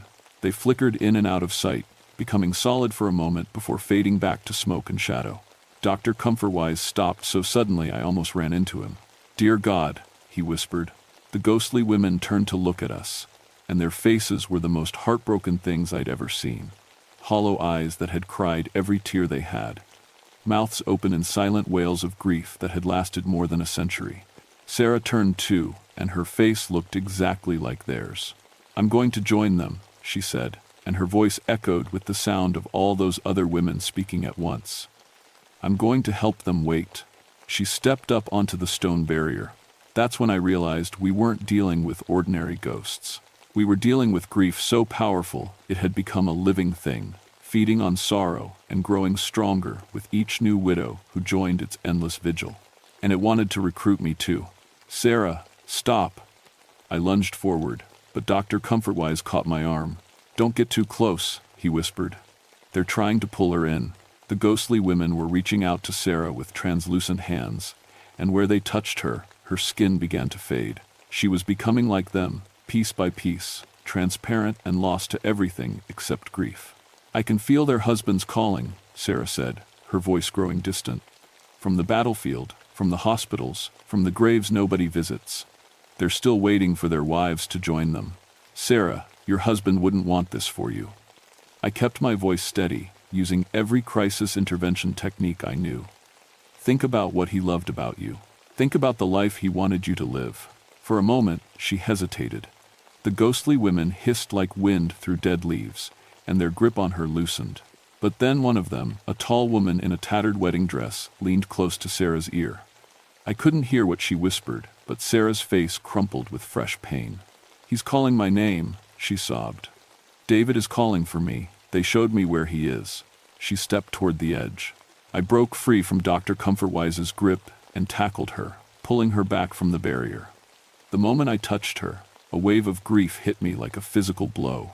Not my grief for Jake, but something older and deeper. The accumulated sorrow of every woman who'd ever lost everything that mattered. For a second, I saw what Sarah saw. A valley full of graves, and ghostly men in uniform standing among the headstones, calling out names and voices thick with longing. I saw Jake too, standing at the edge of the cemetery in his climbing gear, reaching out to me with a smile that broke my heart all over again. "Elizabeth," he said, and his voice was exactly like I remembered. "I've been waiting for you." The pull was incredible. Every part of me wanted to let go, to run to him, to end the 3 years of missing him that felt like a wound that would never heal. But then I remembered something Dr. Comfortwise had taught me. Grief lies. It tells you the pain will last forever. It tells you there's no point in going on. It tells you that love means suffering, when really, love means living. I dragged Sarah away from the cliff edge and shook her hard. "Look at me. Look at my eyes, not at them." She blinked, and for a moment her face cleared. "Elizabeth, what's happening to me?" "You're being influenced by something that feeds on grief. Something that wants to trap you in your worst moment forever." I helped her stand. "We need to get you away from here." The ghostly women shrieked, a sound like wind tearing through broken glass. They moved toward us, and the temperature dropped 20 degrees in an instant. Frost formed on the stone barrier, and our breath came out in visible puffs. Dr. Comfortwise stepped between us and the ghosts. "You have no right to her," he said firmly. "Grief is meant to heal, not to consume." The woman in the wedding dress laughed. A sound like crying played backward. "Heal?" she said, and her voice came from everywhere at once. "We have been grieving for 160 years. There is no healing from love cut short by war and death and loss." There is, Dr. Comfortwise said, but you have to choose it. You have to stop feeding on your pain and learn to remember love without drowning in it. Easy words from a man who has never lost everything. The ghost woman's form solidified, and I could see the details of her face clearly. Young, beautiful, and utterly destroyed by sorrow. I am Margaret Whitmore. I married my beloved James 3 days before he left for Bull Run. I waited for him for 2 years before I learned he died in the first charge. Tell me, doctor, what healing exists for a love that lasted only 3 days but was meant to last a lifetime? Dr. Comfortwise's face softened. The healing comes from honoring that love without letting it become a prison. James wouldn't want you trapped here, drowning in grief for eternity. How would you know what James wanted? Margaret's form flickered with rage. You didn't see him die alone on a battlefield, calling my name. You didn't feel his soul crying out for comfort that never came. She gestured to the other ghostly women. We all felt them die. We felt their fear, their pain, their desperate love reaching across the distance to find us. And when we couldn't save them, when we couldn't even say goodbye, the grief became bigger than death itself. I was still holding Sarah, feeling her struggle against my grip as the ghosts called to her. But I was starting to understand what we were dealing with. You're not just ghosts, I said. You're trauma. You're the moment when grief becomes so big it stops being an emotion and starts being a force of nature. Margaret turned her hollow gaze on me. Yes. And you know this feeling, don't you, Elizabeth? You know what it's like to lose the other half of your soul. Images flashed through my mind. Jake falling, the funeral, the endless nights when I forgot he was gone and reached for him in bed. The grief tried to pull me under again, but I held on to what I'd learned in therapy. I know grief, I said, but I also know that Jake loved me too much to want me trapped in the worst moment of our story. Lies, hissed another ghost, this one wearing a nurse's uniform from the Civil War era. I am Catherine Morris. I tended wounded soldiers and watched good men die in agony, calling for wives who would never see them again. Love doesn't heal trauma, child. Love makes trauma unbearable. The ghosts pressed closer, and I felt their collective grief like a weight pressing down on my chest. Sarah was getting heavier in my arms, becoming translucent around the edges. We have to go, Dr. Comfortwise said urgently. They're too strong here. This is their anchor point. But as we tried to back toward the parking area, more ghosts appeared between us and the cars. Not just Civil War widows now, but women from every era, World War I, World War II, Vietnam, Iraq, Afghanistan, modern widows in business suits and sundresses, all with the same hollow eyes and reaching hands. You see? Margaret laughed. Grief is eternal. Every generation learns the same lesson, that some losses are too great for the human heart to bear. Join us, Elizabeth. Help us wait for the men who will never come home. The parking area filled with ghostly figures, and I realized we were trapped. But more than that, I realized these weren't just random spirits. They were connected, all part of the same web of grief that had been growing for over a century. Widow's Peak wasn't haunted. It was infected. Infected with grief so concentrated it had become a living thing, spreading from one broken heart to the next. And it was trying to make me its newest host. They're not trying to hurt us, I said suddenly, the realization hitting me like a thunderbolt. They're trying to save us. Dr. Comfortwise looked at me like I'd lost my mind, but I was starting to understand. Look at them, I continued, studying the ghostly women surrounding us. They're not angry or evil. They're trying to help us avoid the pain they couldn't escape. Margaret's translucent form wavered. Of course we want to help. We want to spare you the agony of living with a broken heart. But that's not help, I said gently, still holding Sarah steady. That's just stopping the clock at the worst moment and staying there forever. I looked around at all the ghostly faces, young women, old women, all frozen in their deepest grief. You're trying to save us from healing because you never learned how to heal yourselves. There is no healing from this, Catherine wailed. Only endless waiting and endless pain. No, said Dr. Comfortwise, understanding flooding his voice. Elizabeth's right. You've been stuck in the acute phase of grief for over a century. You never moved through it to acceptance. Acceptance? Margaret's laugh was bitter. Accept that James died in mud and blood, thinking I would forget him? Accept that our 3 days of marriage meant nothing? Accept that those 3 days were beautiful and real and worth celebrating, even though they ended, I said. Accept that loving James changed you in ways that don't disappear just because he did. Sarah stirred in my arms. Elizabeth? I can think clearly again. What's happening? You're learning the difference between grieving and drowning, I told her. These women have been drowning for so long they forgot there was any other way to love someone who's gone. The ghosts pressed closer, their grief washing over us in waves. But instead of fighting it, I let myself feel it fully. The crushing weight of loss, the desperate longing, the fear that forgetting the pain meant forgetting the love. I felt this too, I told them. After Jake died, I thought staying miserable was the only way to prove I'd really loved him. I thought healing meant betrayal. Didn't it? Whispered a young woman in a 1,940 seconds dress. If the pain goes away, doesn't that mean they didn't matter? No, it means they mattered so much that they changed us forever. The love doesn't die when the pain gets manageable. It just becomes something we can carry instead of something that carries us away. Dr. Comfortwise stepped forward. In my 30 years of grief counseling, I've learned that the goal isn't to get over loss. It's to learn to live alongside it, to build a life that honors both the love you had and the life you still have to live. But how? Margaret's voice was smaller now, less certain. How do we stop waiting for them to come home? By understanding that they never really left. I said, Jake isn't waiting for me in some cemetery. He's in every mountain I climb, every person I help, every time I choose to keep living the life he would have wanted me to live. The ghostly women flickered, their forms becoming less solid. Some of them looked confused, like they were waking up from a very long dream.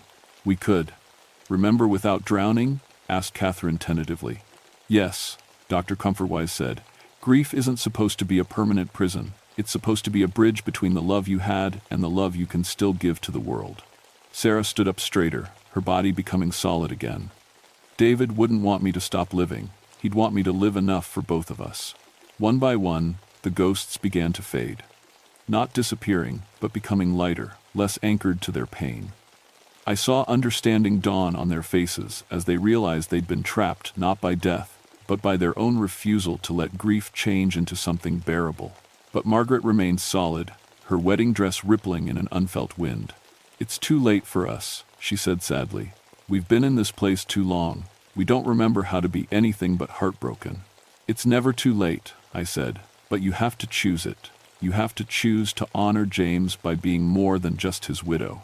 For a long moment, Margaret stood at the cliff edge, looking down into the misty valley. Then she turned back to me. Will you help us remember? I took a deep breath. I'll try. But you have to stop trying to recruit new widows. You have to stop spreading the infection of endless grief. We thought we were helping, she whispered. I know, but real help means teaching people to swim, not drowning with them. Margaret nodded slowly, and I felt something shift in the air around Widow's Peak. The oppressive weight of accumulated sorrow began to lift, replaced by something gentler but no less profound. How do we begin? She asked. I looked around at the remaining ghostly women, all watching me with hope instead of desperation for the first time in over a century. We begin with the truth, I said. Your husbands loved you. They wouldn't want you trapped here. And loving them doesn't require suffering forever. The sun broke through the mist for the first time in years, and Widow's Peak felt like a different place entirely. 6 months later, I stand at Widow's Peak Overlook with a small group of people who've lost spouses to war, accidents, and illness. It's become an unofficial grief counseling retreat, a place where people learn the difference between honoring love and being imprisoned by it. The ghostly widows are still here, but they're different now. Instead of trying to drag the living into endless sorrow, they help people process their grief in healthy ways. Margaret appears to young widows who are drowning in despair, not to recruit them, but to show them that love can survive without pain being permanent. Dr. Comfortwise has documented the whole thing, though he keeps the supernatural elements out of his official reports. He says the important thing isn't whether people believe in ghosts, but whether they believe in the possibility of healing. Sarah comes to our monthly gatherings. She started a scholarship fund in her husband's name and is taking classes to become a grief counselor herself. She says David would be proud that his death led to something that helps other people live. The suicide rate at Widow's Peak has dropped to 0. Word has spread quietly through the community that it's become a place of healing instead of a place of ending. People still leave flowers, But now they're celebrating love instead of mourning its absence. I've changed too. I still miss Jake every day, but the missing has become gentle instead of crushing. I can think about our good times without drowning in our last moment. I can love him without hating my life after him. Margaret visits me sometimes, usually when I'm working late at the visitor center. She tells me about the other ghostly widows learning to let go, about Civil War soldiers finally able to rest because their wives stopped trying to die to reach them. We thought love meant suffering, she told me last week. We forgot that love means wanting the best for someone, even when they're gone. The strange thing is, I've started seeing other supernatural activity in the park. Not malevolent stuff, just spirits who got stuck in trauma and forgot how to move forward. A hiker who died in a storm and kept trying to save other hikers from the same fate, even though his interference made things worse. A ranger from the 1952nd who couldn't accept retirement and kept trying to do his rounds decades after his death. It's like Widow's Peak was an anchor point for all kinds of unresolved trauma, and once we cleared the grief infection, other stuck souls started finding their way to healing too. Dr. Comfortwise thinks we've stumbled onto something important about how trauma can become a self-perpetuating force, spreading from person to person across generations until someone breaks the cycle. He's been consulting with other parks that have similar problems, places where tragedy created a kind of emotional quicksand that trapped both the living and the dead. I don't know if we're dealing with real ghosts or just the psychological imprint of intense emotions, and honestly, I don't think it matters. What matters is that Widow's Peak has become a place where people learn that love is stronger than grief, even when grief feels like the most powerful force in the universe. Sometimes, late in the evening when I'm closing up the visitor center, I hear the sound of women talking softly on the mountain. But it's different now. Instead of endless crying, it's the murmur of people sharing stories, offering comfort, teaching each other that healing is possible. The widows are still there, but they're no longer mourning, they're remembering. And sometimes, in the space between sunset and dark, I swear I can hear them laughing.